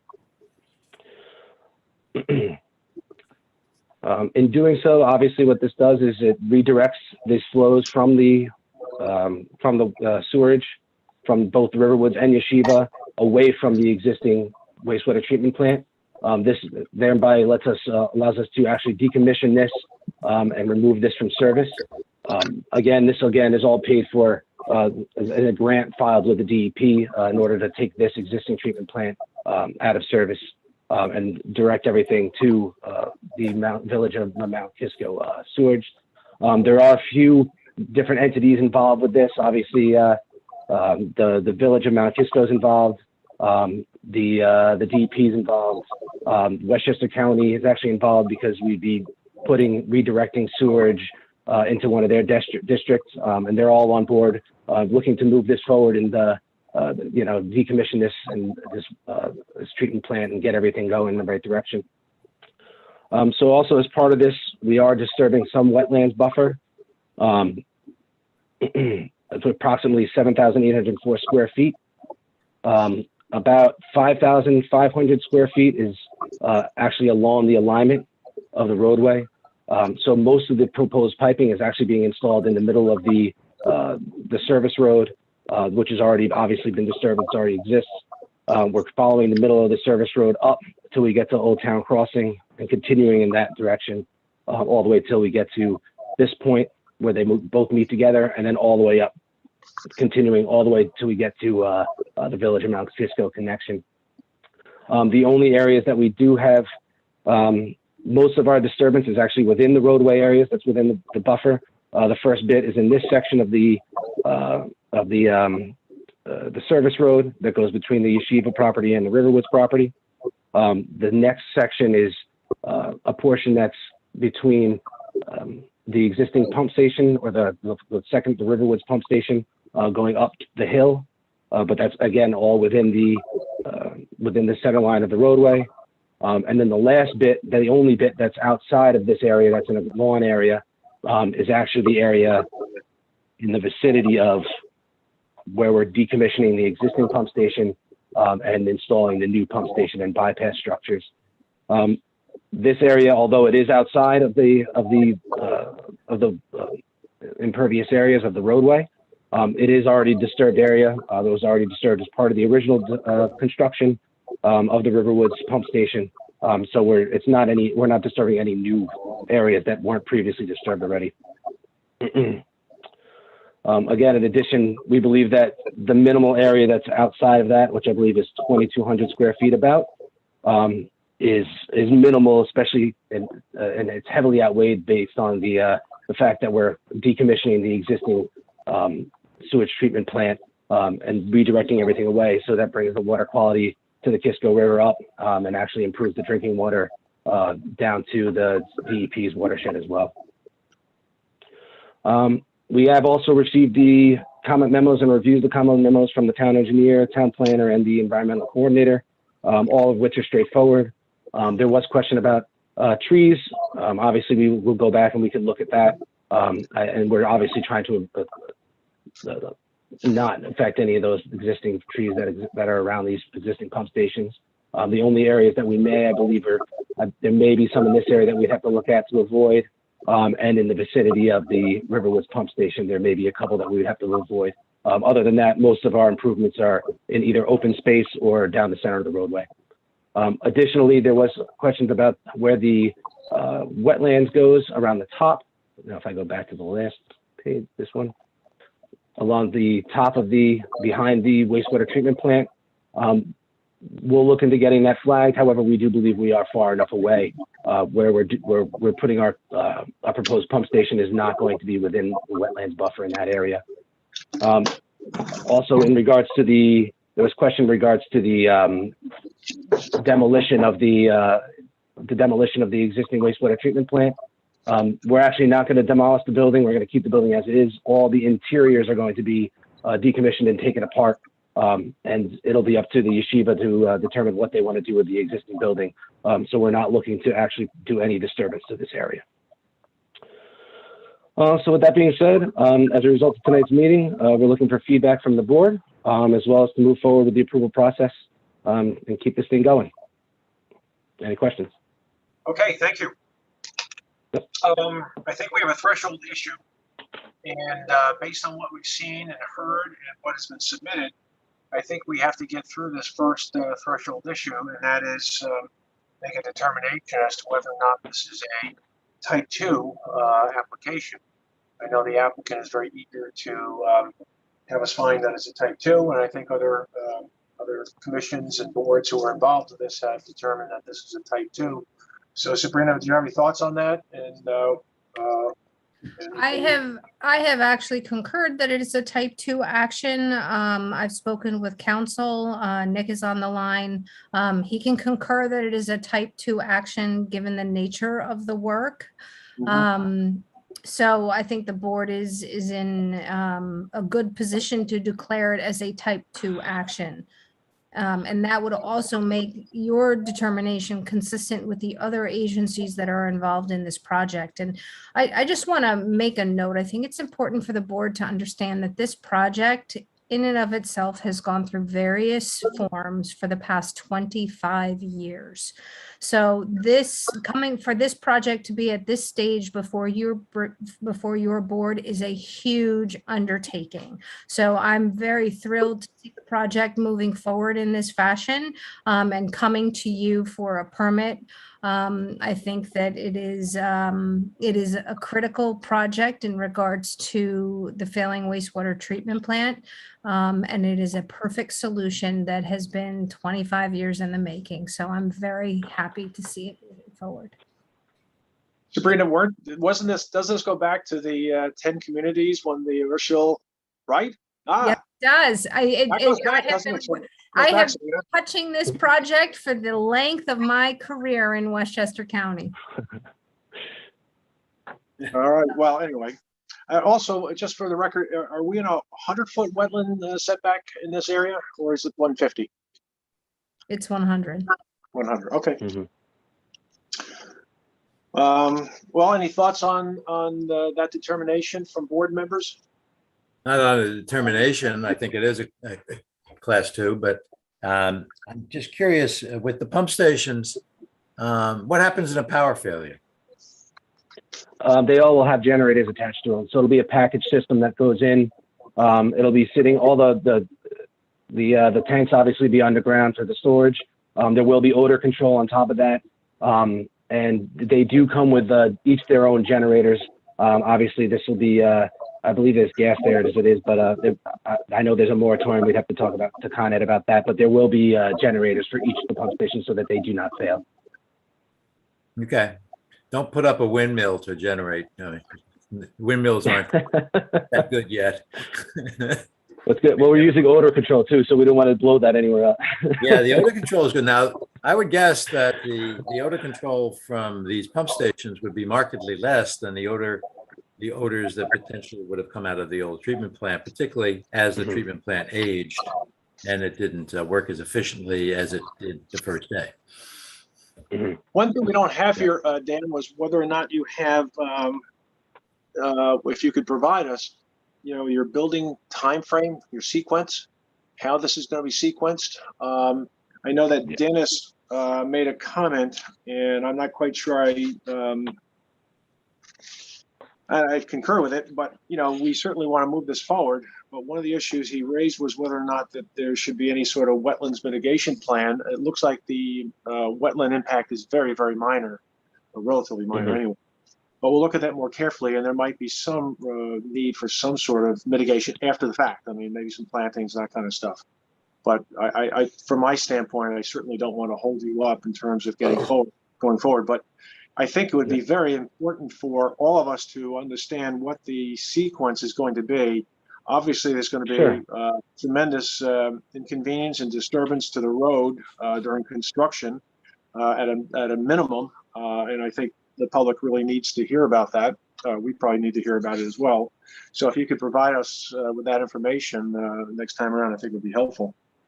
So absolutely, and we have that. I guess it just didn't end up on the plan, but definitely we have a sequence in mind that we were going to move forward with as it goes. Yeah. Right. Hopefully, it's less than 25 years. Yes. Yes, much less. Don't worry. So, Sabrina, are there any comments that you want to run through or emphasize in your memo? I really don't have any comments. This is really a utility project.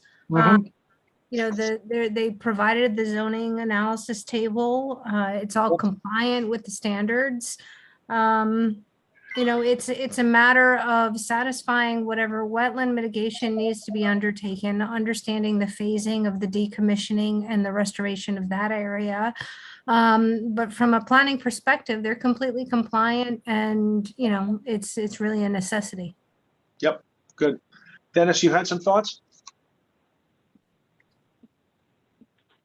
Oh, yes. I mean, some of them you did mention, and obviously the applicant had mentioned, and, at this point, obviously there is a, purpose and need, needless to say, for the project, but, my concern was more from that clarity and administrative completeness. So, if there are trees, fine. If a tree needs to be removed, that's fine. We just, would like to identify that.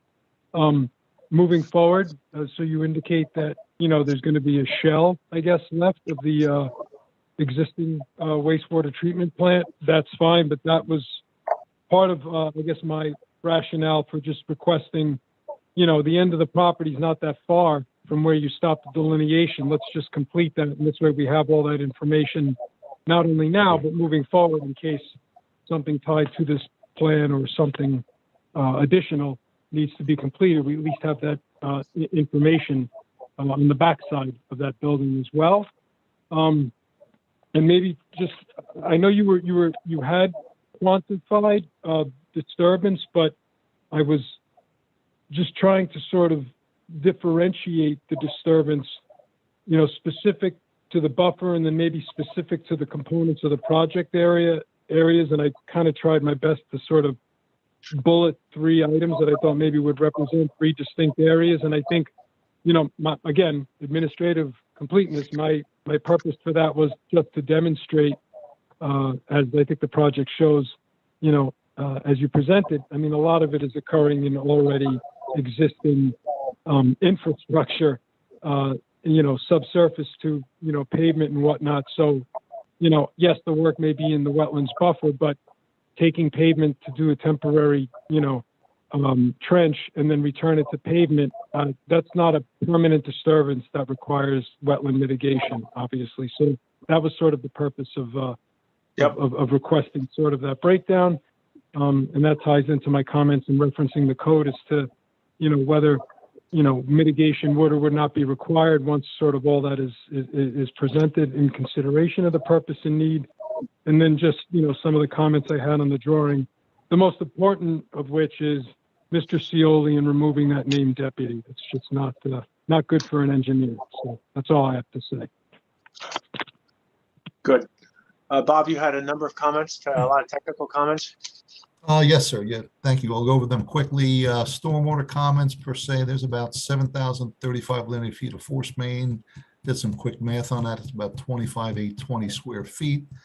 You're well above the 5,000 square feet. As everyone knows, this is the Hudson watershed.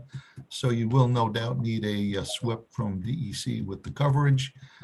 Just for erosion and sedimentation controls, you don't need post-stormwater items here because of you're under 1 acre, of course.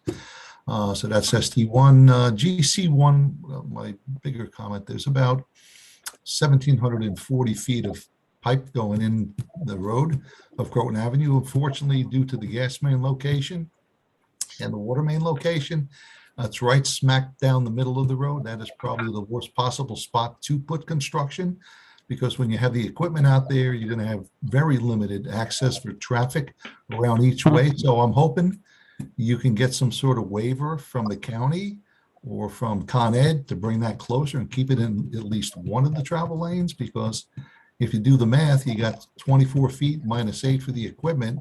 You only got about 7-8 feet per lane. So I don't know what your thoughts are on the MPT. That's my biggest concern. Any thoughts on that, Daniel? Well, this is Michael Stein with Hudson Engineering, and if I could answer, Bob, because we've actually had another project in the town of Harrison where once the main was installed, a remarkout was done on the water, and it was found that we were 8 feet away from the water main. We were already encased in K-Crete and everything else. The health department actually made us go in, move the new sewer main another 2 feet to make sure we met the separation. So the health department, Delroy, is going to be very insistent upon that we meet that 10-foot separation if it's going to be possible. Moving it closer to the gas, I don't think that's really going to be much of a problem. I don't remember how far off we are, but closer to the hillside going up, my only concern is encountering more rock. So that's why we kept it to the 10-foot mark from the water. Well, that's going to be critical because, you know, again, it's going to be very tough because you're going to have to keep, you know, both lanes open at all times, or at least one lane open during construction for limited periods of time along that construction route. So that MPT plan is going to be critical when you think about it. So that's something Bart and I will have to look at, the Commissioner of Public Works, because no doubt you'll have to get a street opening permit for 2. So that's basically GC1. GC2, GC3, they did answer. They're going to keep that building intact. They're not going to disturb the soils around it. So they don't need a demolition permit from Thomas, but you might want to check with them anyway if you're doing inside work. That's GC2, GC3. GC4 is just basically a crossing detail. GC6, I just like to see a little bit more detail on the macadam pavement replacement. We have specific guidelines for the sub-base course and the binder course and the top course, so please put that on there. And also the tack code is critical. We don't want any problems in that roadway because it's going to take up about 1,700 feet of a town road, 2.5 feet, 3 feet wide, so that's critical. You follow A, B, C, D, and E on that. GC7, I bumped up the Proctor density to 95. And because this is going to be right down the middle of the road or any road, I'm going to require you do nuclear testing on that when they're putting in the sub-base for the item, which is going to be full depth item from the top of the pipe to the bottom of the binder. It's GC7. It's critical because you don't want that settling once you're done, obviously. GC8 and all the rest are pretty much technical comments, which is basically bookkeeping and mapping and drafting with some sewer notes, enumerate the 3 proposed sewer. Also on the mapping, it's very convenient when you show GC13 in particular, show all the street addresses, the property owner of all the SBLs, of all the properties located along Croton Avenue. So when you're in the field discussing or talking about the map or referencing the map, it's always easier to reference the properties along it. If you don't know what the properties are, it's very difficult to talk about it. Another thing too is when you're stationing everything, I highly recommend you station everything along all the crossings, all the clean out manholes, everything. Just makes it a lot easier when you're trying to reference items during discussions over the phone. GC 15, 16, 17 mainly pertains to the town road. Anything that's in the town road, you're gonna have to submit an engineer's estimate and submit a performance bond and a maintenance bond for 2 years because we want to make certain the contractor does the right thing out there. As far as settlement, also too, I did notice there's many soil boring logs, which we do not see. I did not see. I would highly recommend that you get all those. I think it's 25 up to 39. Put them on the plan. We have to see what that's going to be, see if there's rock, because that's going to affect the cost of the project and the maintenance bond and the performance bond. So those all should be put on the plan as well. And that ends my comments. Good, thank you, Bob. Good, thank you. And Nick and Sabrina, do we have to actually have a resolution or a determination that it's a type 2, or is it just In just your note that- resolution, it'll be referenced as a type 2 action and that no further environmental review will be necessary. Okay, fine. Perfect, thank you. Okay, any comments, questions from board members?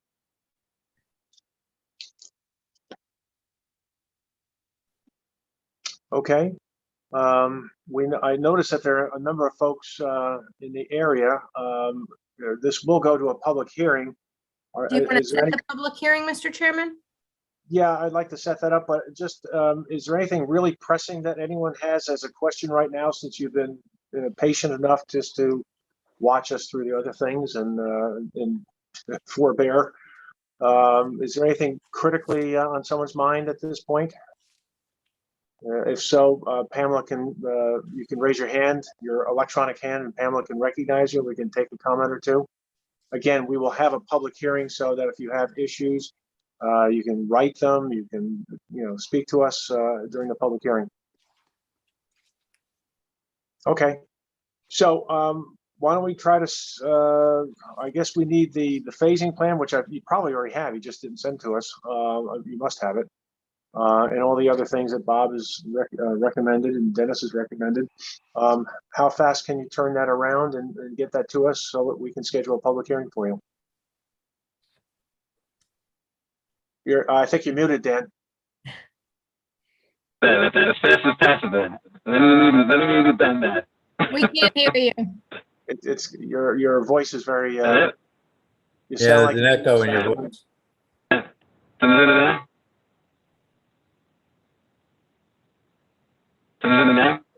Nope. We can hear you. You just sound like a robot and we can't distinguish words. It's a horrible thing to say to an engineer. That's right. That's right. Can you hear me now? That's a good. Yes, that's fine. That's good. My pictures are messed up, so I forget it. That's better now, but it's too low. Yeah. So I mean, how soon can you get the material to us, and we can get you set up for a public hearing? Yeah. I can hope to get that done in the next 2 weeks, the week and a half. Well, Alicia, what's the deadline for the first meeting in December? Did we pass that? The deadline is November 15th. So what's after that? Deadline is November 29th for the December 21st meeting. Merry Christmas. Probably the second deadline gives a little bit more time so we can get everything together so we get a better submission than the next week. Perfect. But we really, I really want to see, some things that go to Bob's point, Bob Cioli's points about, all the action that's going to be on the road and how is that all going to be handled? Something has to be shown there because if I'm a member of the public, I'd like to understand that better. Am I going to have 8-hour delays? Yeah, How I much- think that that's really important as well. Yep. Yeah, that has to be circulated to the police chief and the commissioner of public works as well for their comment, so. Yeah, there's some neighbors on Croton Ave who have, who've inquired about the project. I think, Joe, you've been in contact with them. So to have that level of understanding and to be able to present that at the public hearing, I think would be essential to give some people some comfort as this project moves forward. Yep.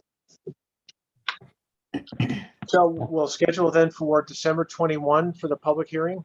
And again, the cutoff was what, November 29, just after Thanksgiving? Yeah. Yes. All right. All right. Yes. Okay. Terrific. So we'll schedule then. We'll see you then. Thank you so much. All right. Thank you so much. Okay. Yep. Good night. Good night. And our last item tonight, we have a discussion on the Mount Pleasant Distribution Center, which was a Mount Pleasant item. I guess it was really a 2020 item, but we had asked Clinton Smith to actually look into it and just get us a copy of the transportation or traffic plan for this. And so we all have it. I think it was in our packet, so we know that the traffic plan was concentrated basically on 3 intersections. Bob, did I miss something? Did we vote on having a public hearing? I think we just set a date. Do we have to do a motion for that, Sabrina? Because Dick is correct, we did not. Okay. What? For what? A motion to schedule the public hearing for December 21. You do. Okay. Is there a motion to schedule the public hearing for that last application on December 21? Nah. Forget it. So move. I think you can do that for another 2 seconds. Second. Nah. All in favor? Aye. Aye. With 1 nah. Thank Okay. you. All right. Anyway, so we go back now to our last item. This is a discussion item. So Tom had been inquiring about this because he was concerned about some of the potential impacts to the west end of the town, specifically on Route 100.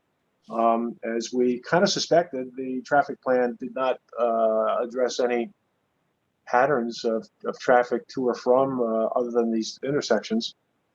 So, Tom, I know you had thoughts and comments on this, and the only thing I can say is I'm not sure how we would catch this in the future. Tom and I had some private conversations on this, and I thought of a couple of things, but realistically, I'm not so sure how we ever know about these things other than what SECR provides, which is as Clinton mentioned in his memo. I think it's a 500-foot border with a contiguous municipality or township, whatever. So anyway, Tom, you had some thoughts on this, though. Well, there are a couple things. First of all, I mean, with respect to how we find out about these things or don't find out about these things. Yeah, there is the secret, which just seems ludicrous to me. 500 feet is nothing, but we're not going to change that. We do have this provision in our comprehensive plan about, I think it's called responsible regionalism or something, which has to do with the coordination of town to town and, initiatives that are being made by one town that might affect one, a neighboring town. Just being aware of what's going on in towns. This is a pretty significant project, I think, for Mount Pleasant. It's a pretty significant project for anybody. And I don't know what provisions are in place for that kind of coordination. I know that it was in the comprehensive plan, but I don't know if any particular procedures or protocols were followed up on in order to sort of actuate all that. So I don't know where to go with that. Can I make a suggestion? Sure. So at the beginning of each year, I know it is the town board's intention to meet with the boards and kind of discuss issues and, you know, kind of check in of how things are going. I think that the responsible regionalism and coordination of what other towns are doing is a great topic for that discussion with the town board. Because it requires the town board to set forth direction on how to coordinate with other entities. You know, it's difficult for the planning board to do so. You usually are involved through the town board or through applications, but I think it may be something worth conversing with the town board about at your annual meeting with the town board. And you know, as the director of planning, I can raise the issue as well, because, you know, at the beginning of each year, we do review the comprehensive plan and we look at the different goals and objectives, and we can do some strategizing around it. So I don't want you to think, Tom, that it's lost. Yeah, that's an excellent suggestion. Now to the and I definitely you know, take you up on that. So now to the content of the study. And I know that we have a memo from Clinton who makes the statement that the planning board has no further action. I forget what the terminology is, but I just have to disagree. Just because there may not be a secret trigger that gets us involved doesn't mean that the planning board doesn't have the responsibility to look at these things. As a matter of fact, it's actually in the state law that we have the authority to look at such things, which to me, I translate, you know, being the responsibility to do so. So that being the case, I did ask for this traffic study because I was very much concerned about the unknowns with respect to the impacts on the Millwood intersections and the businesses along Route 100 and Station Road, and the potential impact to any future development of Millwood. And the reason I was concerned is because we just didn't know. The information wasn't there for us to look at. I still don't know, after having I just skimmed it because I just got it today in my packet today. There's a lot of material to go through. There are some things that just sort of I still have questions about. I think that Bob is right that there were only 3 intersections they studied, and it's not surprising that they're the 3 intersections that pertain to their driveways and access to their property. Doesn't seem to be anything with respect to any other impacts up the road or down the road from there. And a significant amount of traffic headed north. Clinton suggests that some of this traffic is going to get on the parkways, but it won't because it can't. And it just occurs to me, again, if you look at the map of going north from this property for these delivery vans, you can either get on 684 or you can get on 9A or you can get on Route 100. And those are your choices. I mean, that's it. And to get to 684, you got to go cross county, and they're going to go cross county on the freeway on 287 to do that out of Elmsford. And to go up communities up along the river, they'll be going up 9A. But anything that goes, any destination in the center of the county is going to end up going up. Those traffic's going to end up going up Route 100 right through the intersection of Station Road and Route 100, right at the heart of Millwood. And from there, it goes from a 4-lane road down to a 2-lane road, and that's it.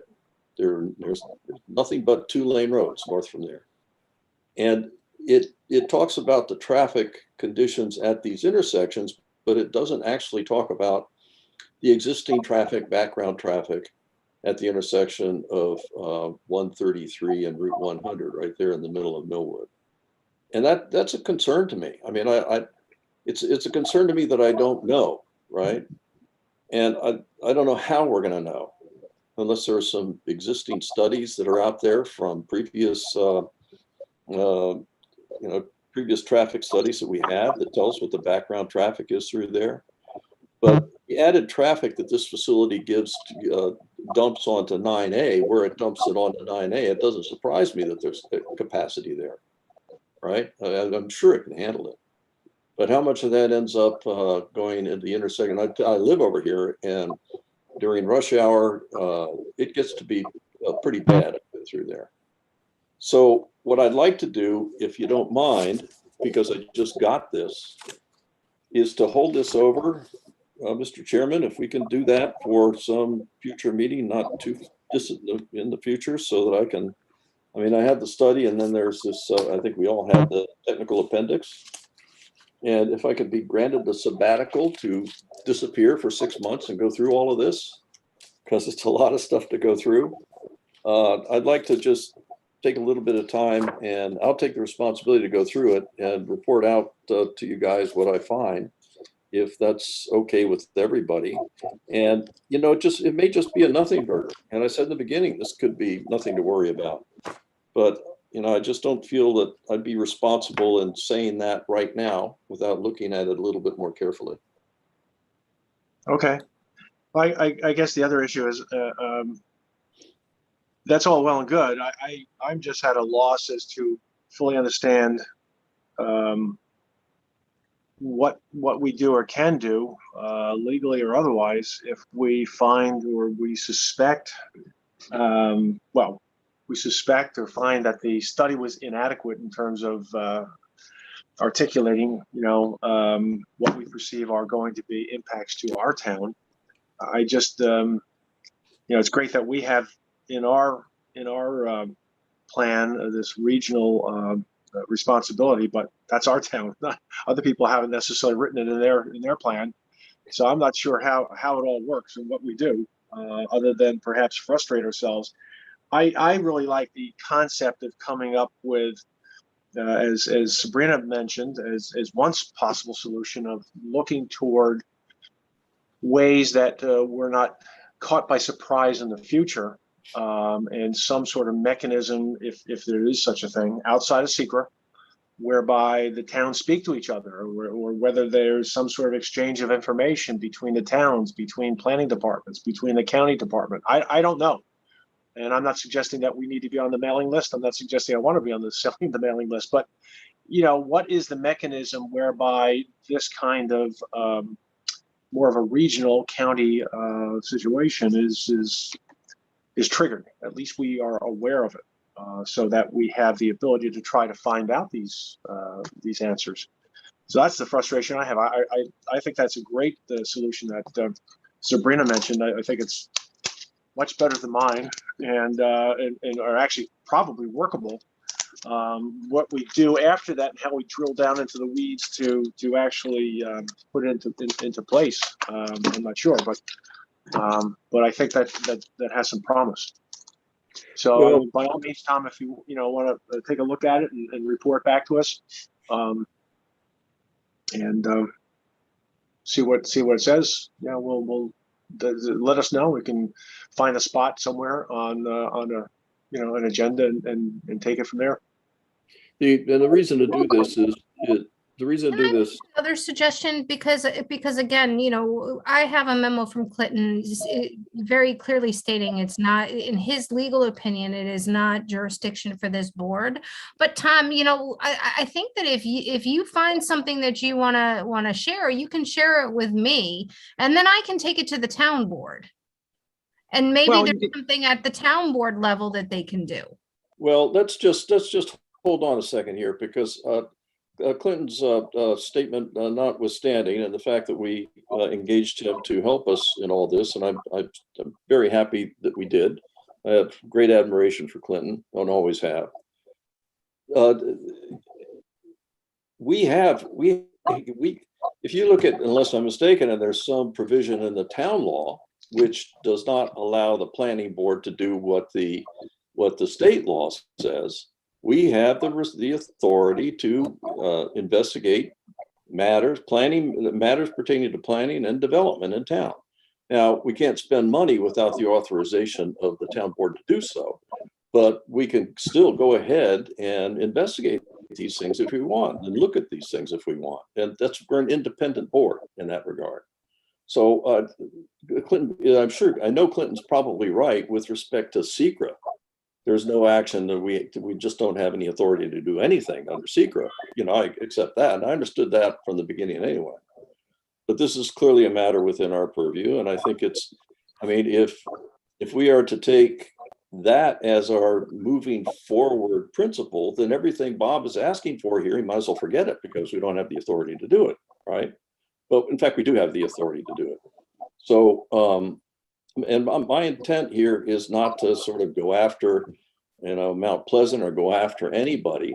I feel I have the responsibility to look at this. I mean, this is my community. I mean, this is my side of town. And if I had heard about a traffic study, I did hear about a traffic study for this big facility that I thought was going to go through the middle of Millwood, and then found out that, well, SECRA says that you can't do anything about it. And so I just decided to be willfully ignorant about it. I wouldn't be doing my job on the planning board. I mean, we have a responsibility to do these things, and it's not to, it's to try and understand it from a planning perspective.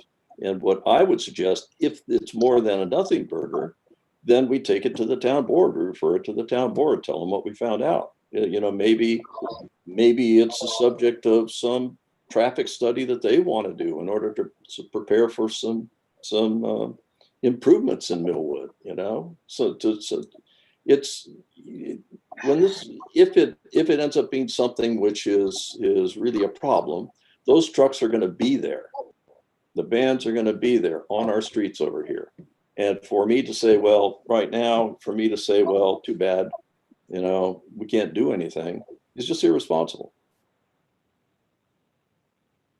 Well, again, we can again, Tom, we can get your report, and Sabrina will be there, so she'll have the information. She can get that to the town board. We can send it to the town board if we think it's appropriate. If we found anything that's that gives rise, and then the other thing, again, I just like to go back to Sabrina's suggestion. I think that's a good one that we can try to incorporate when we have the annual meeting that we don't have with the town board, and get together with them and put that on the calendar. I think that makes good sense, really good sense. So sounds fair? Well, I mean, whenever you're ready, let us know. We can, you know, just include it as a discussion item on one of our agendas and take it from there. But you have no budget for this, Tom. You're not getting paid anything for it. Oh, I was going to take my sabbatical in Paris and send you the bill. The only place you should study traffic, of course. All righty, good. Amsterdam, Tom. Go there. Amsterdam's good. Okay, good. Anything else? If not, it's late. Is there a motion to close the meeting? So moved. Second? Second. All in favor? Aye. Aye. Okay, we're all set. Thanks very much, guys. Appreciate it. Good night, everyone.